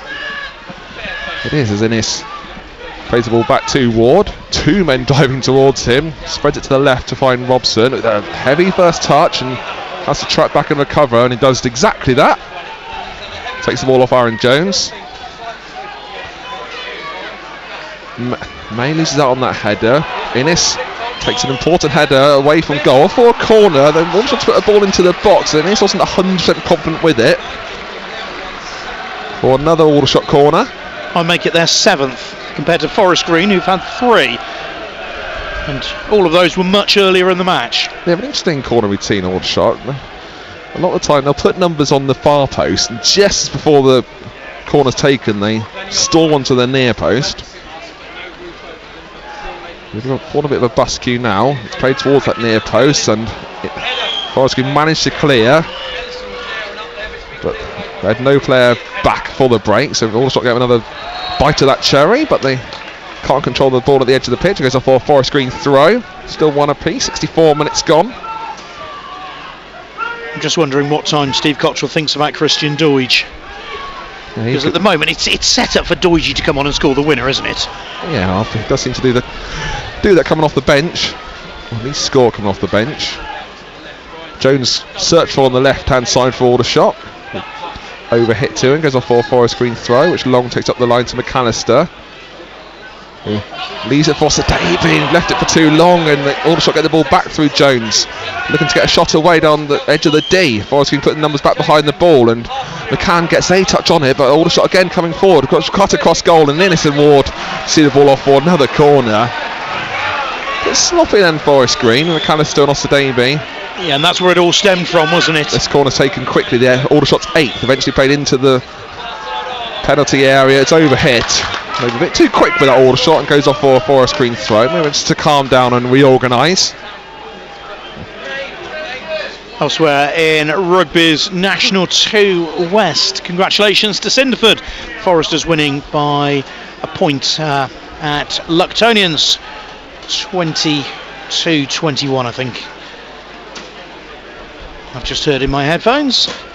Just a word from the club statistician, Heather Cook, saying that lucky Long, that was his 5th yellow card of the season. It would have been a suspension if Rovers had only played 19 league matches. I assume from that they played more than 19, as Aldershot go down the left. And Forest Green just backing off a little bit, and there's space for Jones. He scored 1. Can he score 2nd? He's going to have a shot away, and it takes the deflection off Innes, and Forest Green managed to clear. And Knowles looks to go up the left hand side, but again he just gets dispossessed. And Aldershot have the ball on the right. Their fans getting behind their away team. There's space for them as well. To T-Tech. Slows play down, spreads it to the right. Forest Green managed to intercept and play the ball over to Cardwell. Forest Green seem to be a bit rushed when they have possession. Yeah, they've just been penned in a little bit, and the pressure to get the ball forward and do something really positive with it when they have that opportunity, rather than just, okay, we've got the ball now, we'll not panic, we'll have a little bit of possession and not rush it.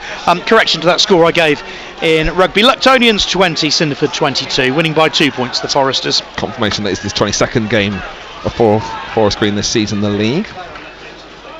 Osadabe to May, to more Taylor, to Robson on the left.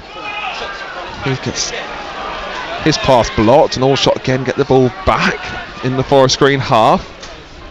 Well, he didn't have many options then, Jamie Robson, did he? He tried to play the forward pass, it hit the backside of his opponent right in front of him, and Taylor gets dispossessed, and the free kick's given Aldershot's way. Taylor getting himself in a tangle. He's ordered on a yellow, and that's really close to being a penalty. And it's an inch or so away from the penalty area. Taylor was under trouble. Heart in mouth stuff, and all of that again from the lack of options that Jamie Robson had. Aldershot able to put the pressure on. At the moment they're penning Forest Green in, and the wind has actually dropped. If anything, conditions better than they were in the first half, I'd argue. Yeah, the wind's not swirling. No, there's a bit of breeze still. So this free kick is on Jed Ward's left hand side, right on the edge corner of the D. It's in where the D meets the penalty area. Yeah, inside right channel. Ideal for the left footer. How many do you have in the wall? Do you have a charger? Can you see through the gap? There's every Forest Green player back. Big moment there. 68 minutes gone. It's one apiece at the moment. A free kick for Aldershot.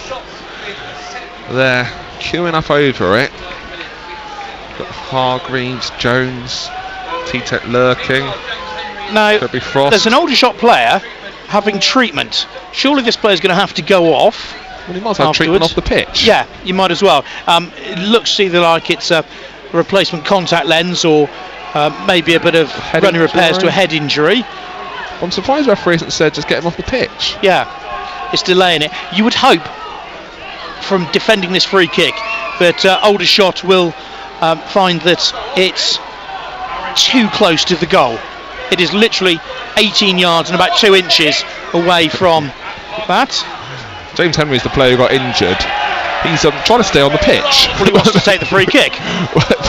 He got treatment, so surely he knows that. So Aldershot do have 10, but it doesn't really matter. It's going to be nothing but shoot, you'd imagine. Aaron Jones looks like he's going to be taking it, as is Hargreaves. Big moment, free kick, played into the wall and goes wide for a corner. The wall did its job. Yeah, got a deflection off the wall and heart in mouth, but it went flying past the post of Jed Ward's goal, and Ward had moved in towards the middle of his goal as well, because that's where the ball was going, but the deflection took it the wrong way, and at that point you think, oh no, not again. But as you said, the wall did its job. Corner for Aldershot, another.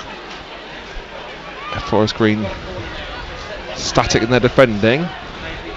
They take the ball short to Aldershot. The ball's whacked into the 6-yard box, clear by Forest Green. It's a scuff clearance, and Robson eventually sees the ball off for a corner after it was made with the aerial clearance. Another corner.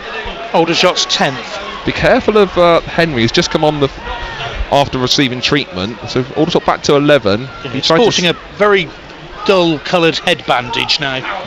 Played into the 6-yard box. Forest Green managed to clear. Can McCann get a touch onto it to break? He gets the touch. Can he get the ball forward? Looking for McAllister, who's onside. Can he get through towards goal?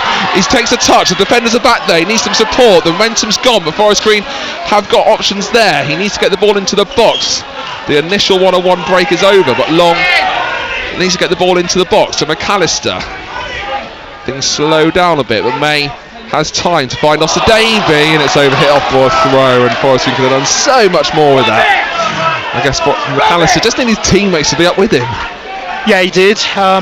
His first touch just took him a little bit away from goal. He played safe, waited for the support of Sean Long. Good exchange of passes, and then May has just dissected McCann and Oster Davey with his return pass. Couple of little bits of communication with Manny Oster Davey, who's been out for a little while, hasn't he? And those communications not quite instinctive at the moment. Trying to get the ball is Oster Davey, looking for Cardwell, and Cardwell getting away a free kick. But referee plays advantage, rightly so, because Aldershot are going forward in numbers. They fancy this Aldershot. It's one apiece at the moment. Played the ball to the right hand side. Forest Green have got the men back for a goal kick for Forest Green. Good work from them. Cottrell in conversation with Dan Connor, Forest Green's head coach, first team coach, to say. They're promoted in the summer, from goalkeeper coach to first team coach. They've got someone else in to look after the keepers. Cardwell's getting his shirt pulled ridiculously so much so the referee actually gives a free kick for Forest Green's way. Magoma, the player to foul. Now there's calls for Magoma to get a card here, because I guess the question is, he gave a free kick, therefore it's a foul, and if there wasn't a free kick, what would Cardwell have been doing? Could he have been the through on goal? referee is walking away from Magoma.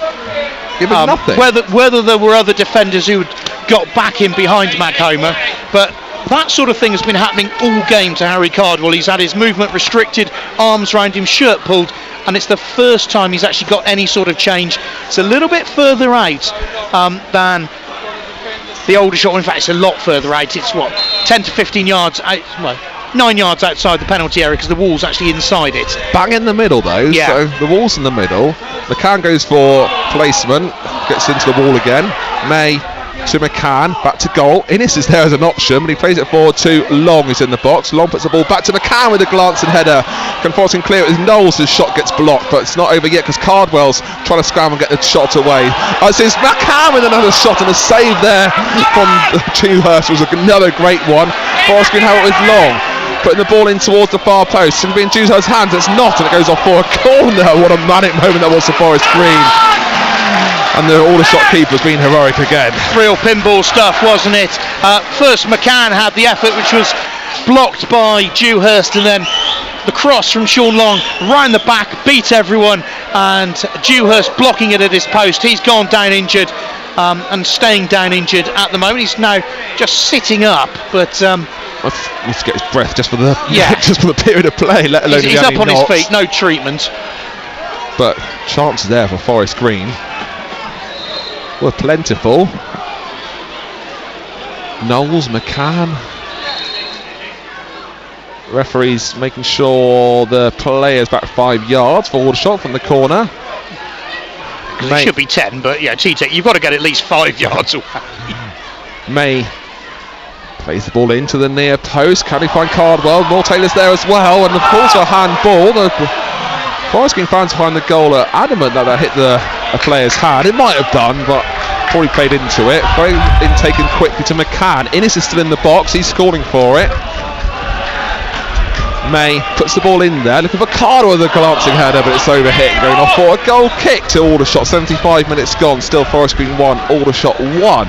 Yeah, just got a little bit underneath it, Harry Cardwell, and a bit too much power on the flick, and one of those that would have needed something really spectacular to have beaten the keeper, because it was a back flick, and one of those that if May had hit it with a little bit more power, maybe could have found Ryan Innes, who was free at the back post. And Dewhurst now sensing that his team are under a little bit of pressure, just taking his time with the goal kick. Still hasn't spotted the ball up. Fans around just getting a little bit annoyed and irritated as well, understandably so. Yeah, he's been very good today, Dewhurst, credit to him. Taking his time now, eventually takes the goal kick, holds up and still manages to go in the Forest Green half. More Taylor with the head. You can find Knowles, Cardwell. Still no more move on the bench. Looked like Quigley might have been coming on. Ball, I think the wind's come up a bit as the ball's holding up a bit for Aldershot on the halfway line. Again with a bit of space. Foster go on forward. They got a chance now going down the right through Barham. Another ball into the 6 yard box, goes off for a goal kick. It was a free header as well, and that was a big moment there for Aldershot. This game could go either way. It's going to be Doige coming on for Cardwell. Elsewhere, Hannah Jones try at Sandy Park, 5:41. Gloucester Hartbury now leading Exeter. Knowles is onside, but the ball is overhit and goes off for a throw by the corner flag. If in need of a goal, break glass and get Christian Doige on. 13 minutes of normal time to go. Cardwell coming off, Christian Doige coming on. And he can certainly change the game from Christian Doige. You can hear the cheers as well for him coming on. Hopefully he'll get the atmosphere up a bit. Well, he sprinted on with purpose, hasn't he, Christian Doige? Great big cheer. once you see that Christian Deutsch is on the bench, all the fans will know that there's this sort of moment. He's got 12 and a half minutes plus stoppage time to get himself on the score sheet and get his team a win. Aldershot clear with a lot of pace and distance. Waters come out of his area to head the ball to Long.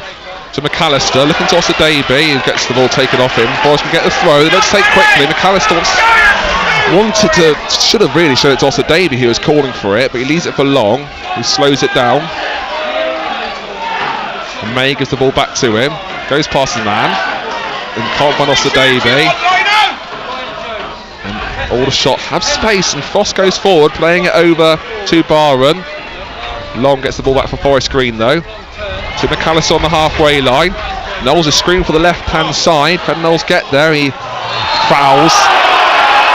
And there's a few groans around. Aaron Jones might have gone down a bit easily there. Knowles on a yellow card. He's going to be careful if he wants to have a word with the referee. Moving off the bench for Aldershot. Kay Corbett coming on, replacing Tyler Frost.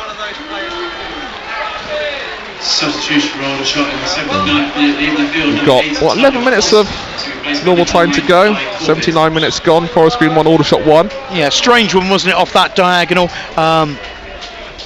Aaron Jones went down easily, shall we say, under a little nudge from Tom Knowles, and Forest Green did have the overload there. Deutsch and Knowles on that far side. If they could have got possession, they were in. And maybe it was a little bit cute from Jones. Felt the nudge. Soft foul. Dewhurst with the free kick. Goes deep into the Forest Green half. Deutsch had to go deep to retrieve it. May goes to McAllister on the right hand side. He's got space in front of him. Davies giving him an option, and it's again a lack of communication. He can't find Davey cleanly.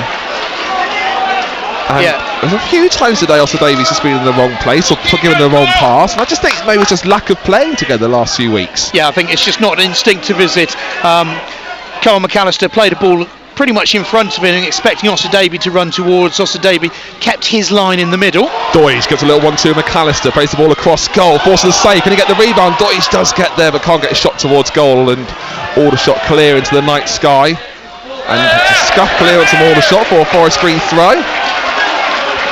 That's positive from Christian Deutsch, isn't it? His first real involvement, and he's had a shot on target. That's the sort of things Forest Green want to see. Long with the ball into the box. It's along the floor. Scuff clearance from Aldershot. And McAllister picks up the loose ball. Gets dispossessed first time as well to recover second time and touches it to Long. He puts another ball into looking for Christian Deutsch. His header can't get there before Aldershot, and they clear. And Moore Taylor needs to win this important challenge. He can't, and Aldershot have a chance to go up the line, but Moore Taylor forces the error from Barwin. Goes off for a Forest Green throw. Entertaining finish we've got. 81 minutes gone. 1-1 here at the New Lawn on BBC Radio Gloucestershire. McCann slows play down. Innes in his own area, back to Moore Taylor. McAllister's hugging the right, Knowles on the left. Davey travels with it. Goes down the left hand side, needs options, forcing it back to Moore Taylor. As the wind picks up again. Innes on the centre circle, stands on the ball. Forcing just slowing play down a bit. Just trying to find an opening, aren't they? Elsewhere, York have scored 3 goals in fairly quick succession and lead Southend 3-0 now. McAllister drives on forward, looks at McCann down the right hand side, is onside, back to McAllister. Can he get there before the keeper? He can't. The keeper reads the game well and slides out to take the ball away from him. And then stays down for an absolute age. So York's goals on 64, 68 and 76 minutes at home to Southend. The other end of the fixture list, Barnet's still 1-1. They're drawing at home to Halifax. So York top of the table, extending their lead a little bit. Still is 8 minutes of play here to go. Dewhurst launches the ball long again. Goes from end to end. Ward comes for it and clutches it. Bowls it out to Long. McAllister's got space on the halfway line if he can find him, but he switches it looking for Deutsch. He does well to win the header, but there's no one in the midfield for him to head it to. Well, Davey had run past him, and York play forward. Thankfully it was overhit, and Ward receives it and bowls it out. Enjoyable game here.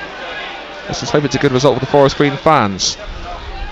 Knowles gets the ball headed away from him. Forest get the ball back through Robson. Osadebe to Knowles, back to Osadebe. McCann's hugging the left hand side. Osadebe eventually finds him. To the unmarked Knowles in the middle of the field. McCallus has it on the right. Knowles might fancy a long range effort. He does just that. It goes into the hands of the keeper, and Deutsch was lurking if there's any sort of error. But Dewhurst clutched it strong. Yeah, Dewhurst's handling was really good there. As you say, Christian Deutsch just sniffing in any rebounds. And, well, it was low and it was hard from Knowles, which was, as Dewhurst launches it into the night sky. He's just gone for height there, and it's been misjudged by Adam May. Moore Taylor eventually gets the boot on it. Deutsch is in an offside position, and he goes towards the keeper because he's going to take every second to clutch onto the ball. Aldershot, the way they're playing, they've still got quality in them and they could challenge, but they seem to be settling for a point, whereas I think they could definitely potentially get a winner. Yeah, they still look dangerous. Forest Green will take one or two more chances.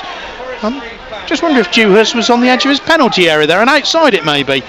The assistant referee was in line, May so we'll say no. Set up in the tangle. Does well to recover and find it to Long. To McAllister, taps it to May. Still in the Forest Green half. Osadebe's making the run. He played the ball forward, looking forward. It might be overhit, but Osadebe keep the ball on. He can, and he wins stop a corner. Good work from there from Osadebe. Did the best he can do there. Yeah, that's the best we've seen from Manny Osadebe, where he hasn't had to think, he's just made the run, he's been found with the run in front of him. It's instinctive, and then, defender for company, play it off him, win the corner, happy days. May to take this corner. There's McAllister there as well as a short option. More Taylor in it, Deutsch, Osadebe. Everyone at the back post at the moment. There's a lot of very little near post. Big bus queue as well behind the penalty spot. Yeah, look at the physical bus queue. If he's having a word with some of the Aldershot players. More Taylor is at the front. He'll be first on. Osadebe at the back. They eventually split. May still hasn't taken the corner. Deutsch hiding behind More Taylor as well. Plays it into the 6-yard box. Aldershot get a touch onto it, and they could eventually clear, and McCann gives away a free kick, and might have taken one for the team there. Yes, he might have tried to get the ball, but I think it's more trying to stop Aldershot going forward. No cards given. Yeah, he was just trying to step around the man and didn't quite get fully round him. 2,116 is the attendance today. Just over 300 Aldershot fans. Credit to them making the trip. Double change for Aldershot. Stuttle coming on, as is Witherington. Henry, one of the players coming off. He got that knock to the head earlier. Witherington also ready to come on. Fourth official just fiddling with his board. Time wasting fourth. He's showing that T-Tech's coming off. He's been a threat today. Also leaving the field for Aldershot, number 34, Deja Tete. Who's walking off. The referee's pointing to his watch saying, I've stopped the clock here, so take as long as you want. Forest Green still have a few players on the bench. Quigley's there, as is Tozer and Circum. You can hear the boos. The referee's he's making it known that he stopped the clock. Well, T-Tech has gone the long way off the pitch. You're supposed to leave by the shortest route at the moment, aren't you? So makes no difference if the refs stop the watch, but he's wary of it. Just slows the momentum of the game. 87 minutes gone. Forest Green 1, Aldershot 1. Free kick to Aldershot. Dewhurst their keeper to take. As they played it into the right hand side. And More Taylor needs to clear, and does so. As Deutsch picks the ball up on the halfway line. And we welcome the listeners on all frequencies. Welcome to those Gloucester Hartbury listeners who are here at the new lawn, where it's Forest Green Rovers 1, Aldershot 1. Forest Green going half time, a 0-0 down. But Knowles, who came off the bench at half time, put it on the plate for McCann to score after 26 seconds. Long looks to come away with it, but the referee's given a free kick Aldershot's way. And the Forest Green fans aren't happy with this because the player's gone down, doesn't need treatment, but he's rolling around like he might need a paramedic. Funny that, isn't it? That Aldershot into the last few minutes of the match protecting a point, and suddenly Jack Barnum and others just staying down a long time, rolling around, making the most of challenges. Didn't look to be anything in it, but Barham makes sure that he wins the free kick, which is 30 yards or so away from Jed Ward's goal. Central position, long way if they want to shoot. He's got to do his shoelaces up, and he eventually does that. Corbett over it. Yeah, Corbett's looking like he wants to shoot, doesn't he? I think he might have a shot here. Actually, no, leaves it for teammates to have the long range shot, and Ward sees it goes wide of his goal. Ward takes the goal kick quickly, looking for Long. He chests the ball down. Showed too much of the ball though, and Aldershot have it. That was silly from Forest Green. A long range shot, takes a deflection, and then it's got the block on there. McAllister comes away with it, gets challenged and taken down in his own half, and wins the free kick. Aldershot, I honestly don't think Aldershot needs to do this. I think they've got the quality to potentially challenge for 3 points, but maybe they're just settling for the one. Ward to take this free kick. It's about a yard or so inside the pitch, so we've got to be careful to be a convincing one. He's a long way off his line, plays it forward, looking for Doige, who gets out jumped. May kicks up the loose ball. Knowles is offside, isn't challenged for it. May gets the ball back, heads it to Robson on the left hand side. Heads it to Osadabi, who's gets dispossessed, and Aldershot come away with it. Osadabi going to give away a foul here, knowing exactly what he was doing then. He's going to get yellow for it, taking one for the team after he gave the ball away. Yeah, disappointing for Manny Osadabi, wasn't it? He was under pressure and couldn't find a teammate and was just going backwards, conceded possession, and then ends up conceding a free kick, and that will just eat up a little bit more time on the clock, and it probably will be past the 90-minute mark by the time that Aldershot actually bothered to take this. No, they are back under. Quickly, yeah, they're going down the right-hand side. It's an overhit, might go for a goal kick. No, they do well to keep it on Aldershot. Forest Green actually managed to get the ball back and clear up the line. They had everyone back, so Forest Green on the back foot as Aldershot play the ball forward. They got space at Widdington. There's going to be 5 minutes of injury time here on All Fixtures on BBC Radio Gloucestershire. It's one apiece as we're in the 90th minute. And Aldershot had to throw it in the Forest Green half. Generally, I think all 3 results are possible here. But Aldershot aren't in a rush to take this throw. The referee's wary of it. Would it be disappointing for Forest Green? I guess it is. You want to win the league, you've got to win your home games. Throw for Jones. It goes over everyone, and Moore Taylor half clears. He was expecting Ward to be there. McCann does well to nick the ball back for Forest Green. To McAllister, deep in his own half, goes past one, plays it to McCann, who wins himself a throw in. Just inside the Forest Green half, about a minute they added 5. Innes back to Moore Taylor, just outside his own penalty area. Not the best ball, but it's fortuitously found McAllister. Switches it to Knowles, it holds up in the wind, and he doesn't win the header. Osadabi picks up the loose ball there, she gets himself in a tangle and gets dispossessed, but May charges Aldershot down, and Aldershot play it long. Robson with the header. A high boot there, referee plays advantage as Knowles turns, sees McAllister down the right hand side, that's overhit and goes off for a throw deep in the Aldershot half, about 5 yards up from the corner flag. Well, there's an opportunity here for Forest Green to box Aldershot in, isn't there, and see if they can win possession back in an advanced area. But Carl McAllister was running away from that ball, didn't see it hit, but sort of knew as soon as it was hit that he had no chance of getting it, even though it just went whizzing past his ears. Aldershot with the throw, deep in their own half. Throw up the line.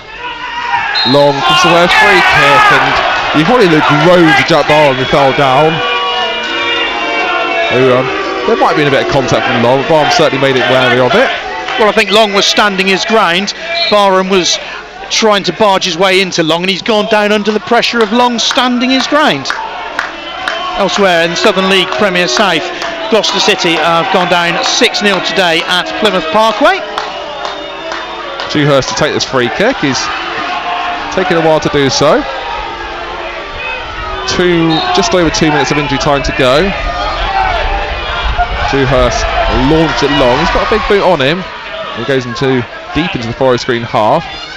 Not the best of header that from Long, and here comes a chance for Aldershot to win all 3 points, and Mortaylor gets a challenge onto it, and Forest Green eventually managed to clear, and Oster Davey comes away with it.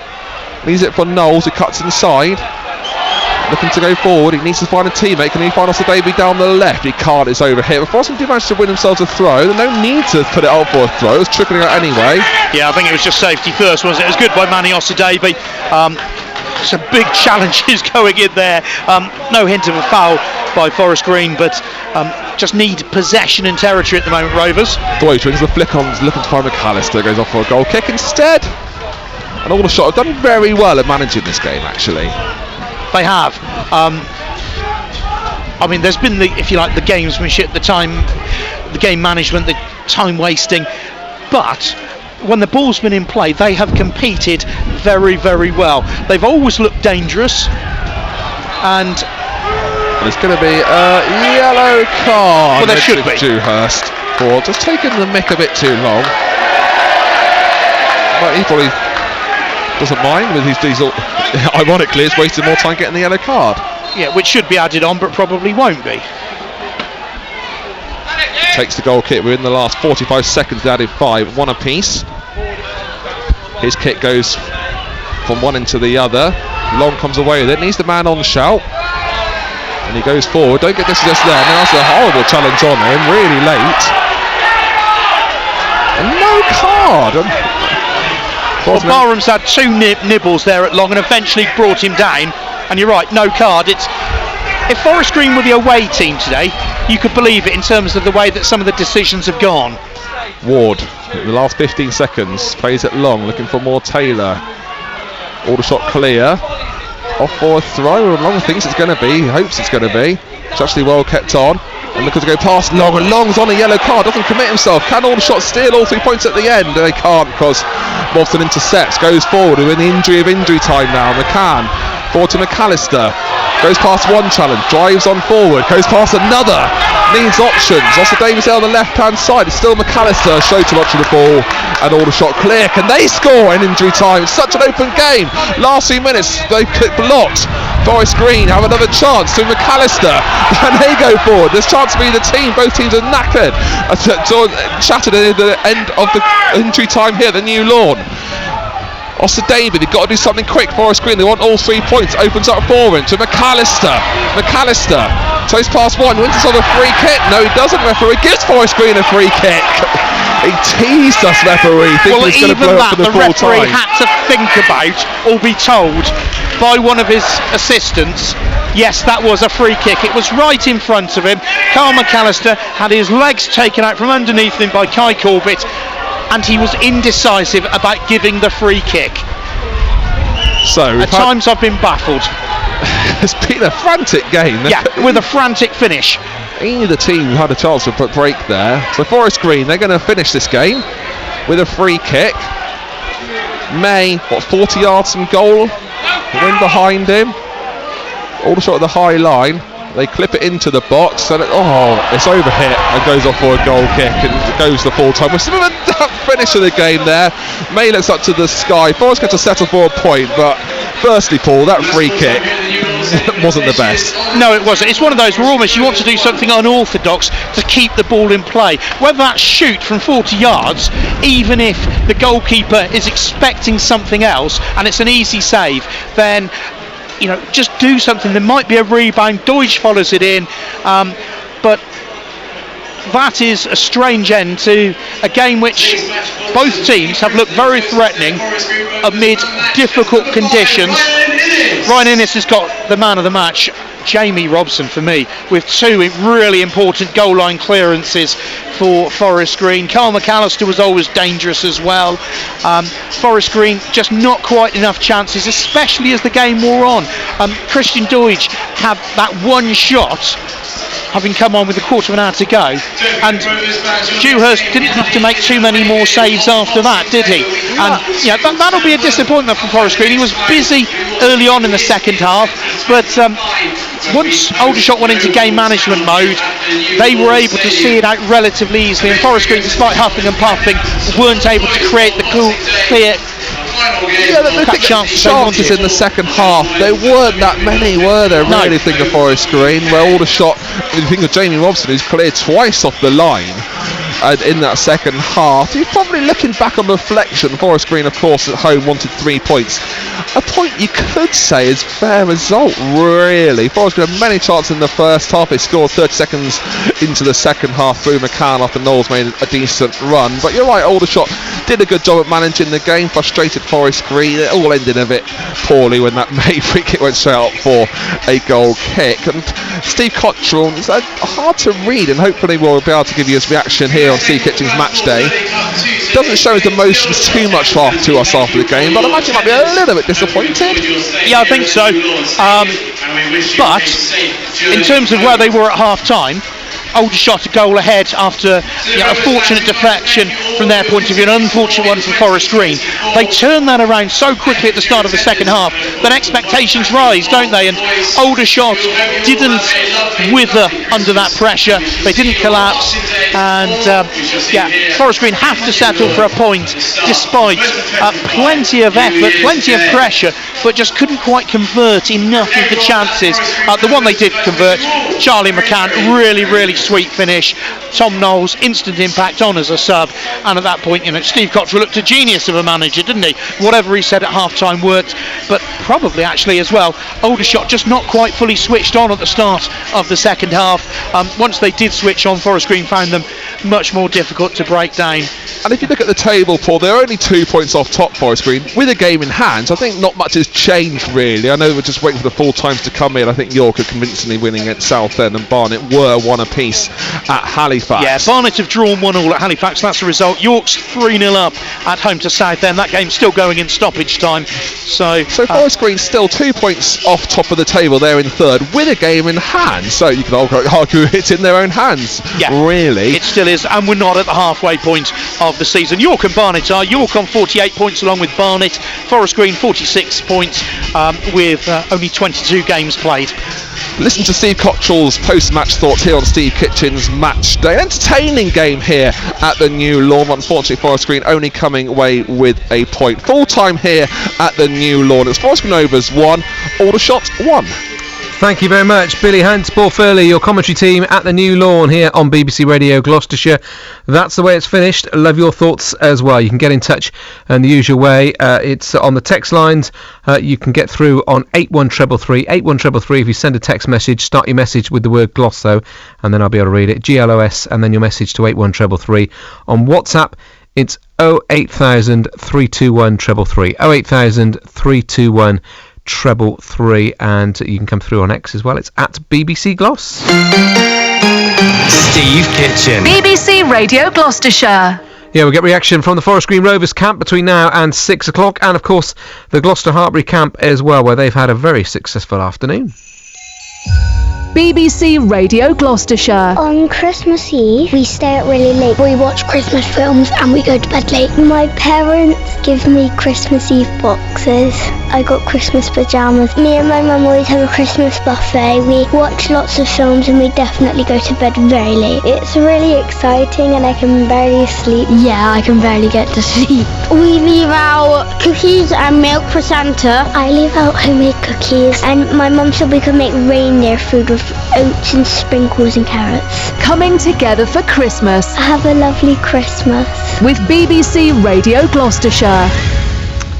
It's 5 o'clock. This is your Christmas match day on BBC Radio Gloucestershire. Match day. BBC Radio Gloucestershire. And Santa delivered for a Gloucester Hartbury this afternoon as they humble top of the table unbeaten Exeter Chiefs scoring 7 tries in a 41-12 victory at Sandy Park. Here's an opportunity. Pip Hendy, surely she can get through, and Pip Hendy will get through. Over on the far side there was a player over which gave her a sort of a potential to pass if she needed to, and almost once again Gloucester Hartbury going against. Now it comes out a little bit further through Claky George. She gives a lovely ball to Mia Venner, who will dot down right in between the posts. She goes and gives a clenched fist as Gloucester Hartbury scored their 5th try within the first half here. And as we almost hear, Pip Hendy's over on that right hand side. She's trying to go and make a couple of extra metres. Now here's another opportunity. They must have the numbers over, and Gloucester Hartbury will score again. That's an amazing score. They've been able to get their way through. Such joy. 7 tries for Gloucester Hartbury, 2 apiece for Mia Venner and Pip Hendy. Bethan Lewis, Neve Jones and Hannah Jones joining in the try scoring party as well. Quite a performance from the Circus. 41-12 victory at Sandy Park. Remember, Exeter Chiefs had gone 8 games without defeat all season until this afternoon. Congratulations to them. Elsewhere in rugby, Hartbury's men see off Nottingham, 1 place above them at the start of the day in 4th by 21 points to 7. Robbie Smith and Mike Austin, the try scorers for the Red and Blacks. In National League Division 2 West, Cinderford come out on top as they beat 5th place Luctonians by 22 points to 20 on their travels, 3 tries to 2. Great win for the 3rd place Foresters.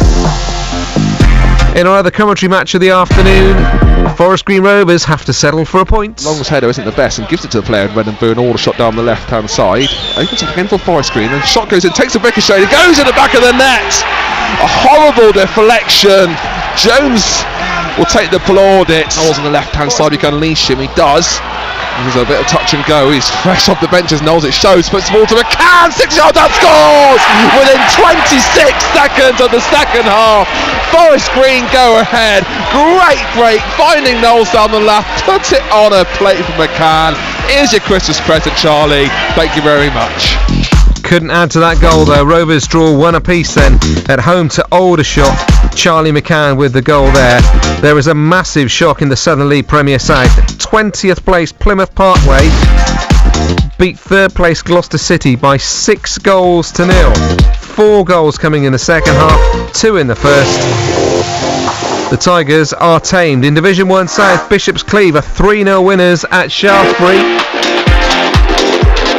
Important result that for Cleeve. Whilst bottom of the table, Cinderford continue to struggle as they lose it away at 15th place Willand Rovers by 3 goals to 0. That's the way the local sport has finished this afternoon then. As always, lovely to hear from you at BBC Gloucester. You want to come through on the text lines and the X lines at BBC Gloss. Text the word Gloss, GLOS, to 81333, and on WhatsApp it's Gloss and your thoughts to 08000 321 333. Steve Kitchen. BBC Radio Gloucestershire. Okay, let's start our roundup then with that huge win for Gloucester Hartbury's women. The Circus coming out on top at Sandy Park by 41 points to 12 against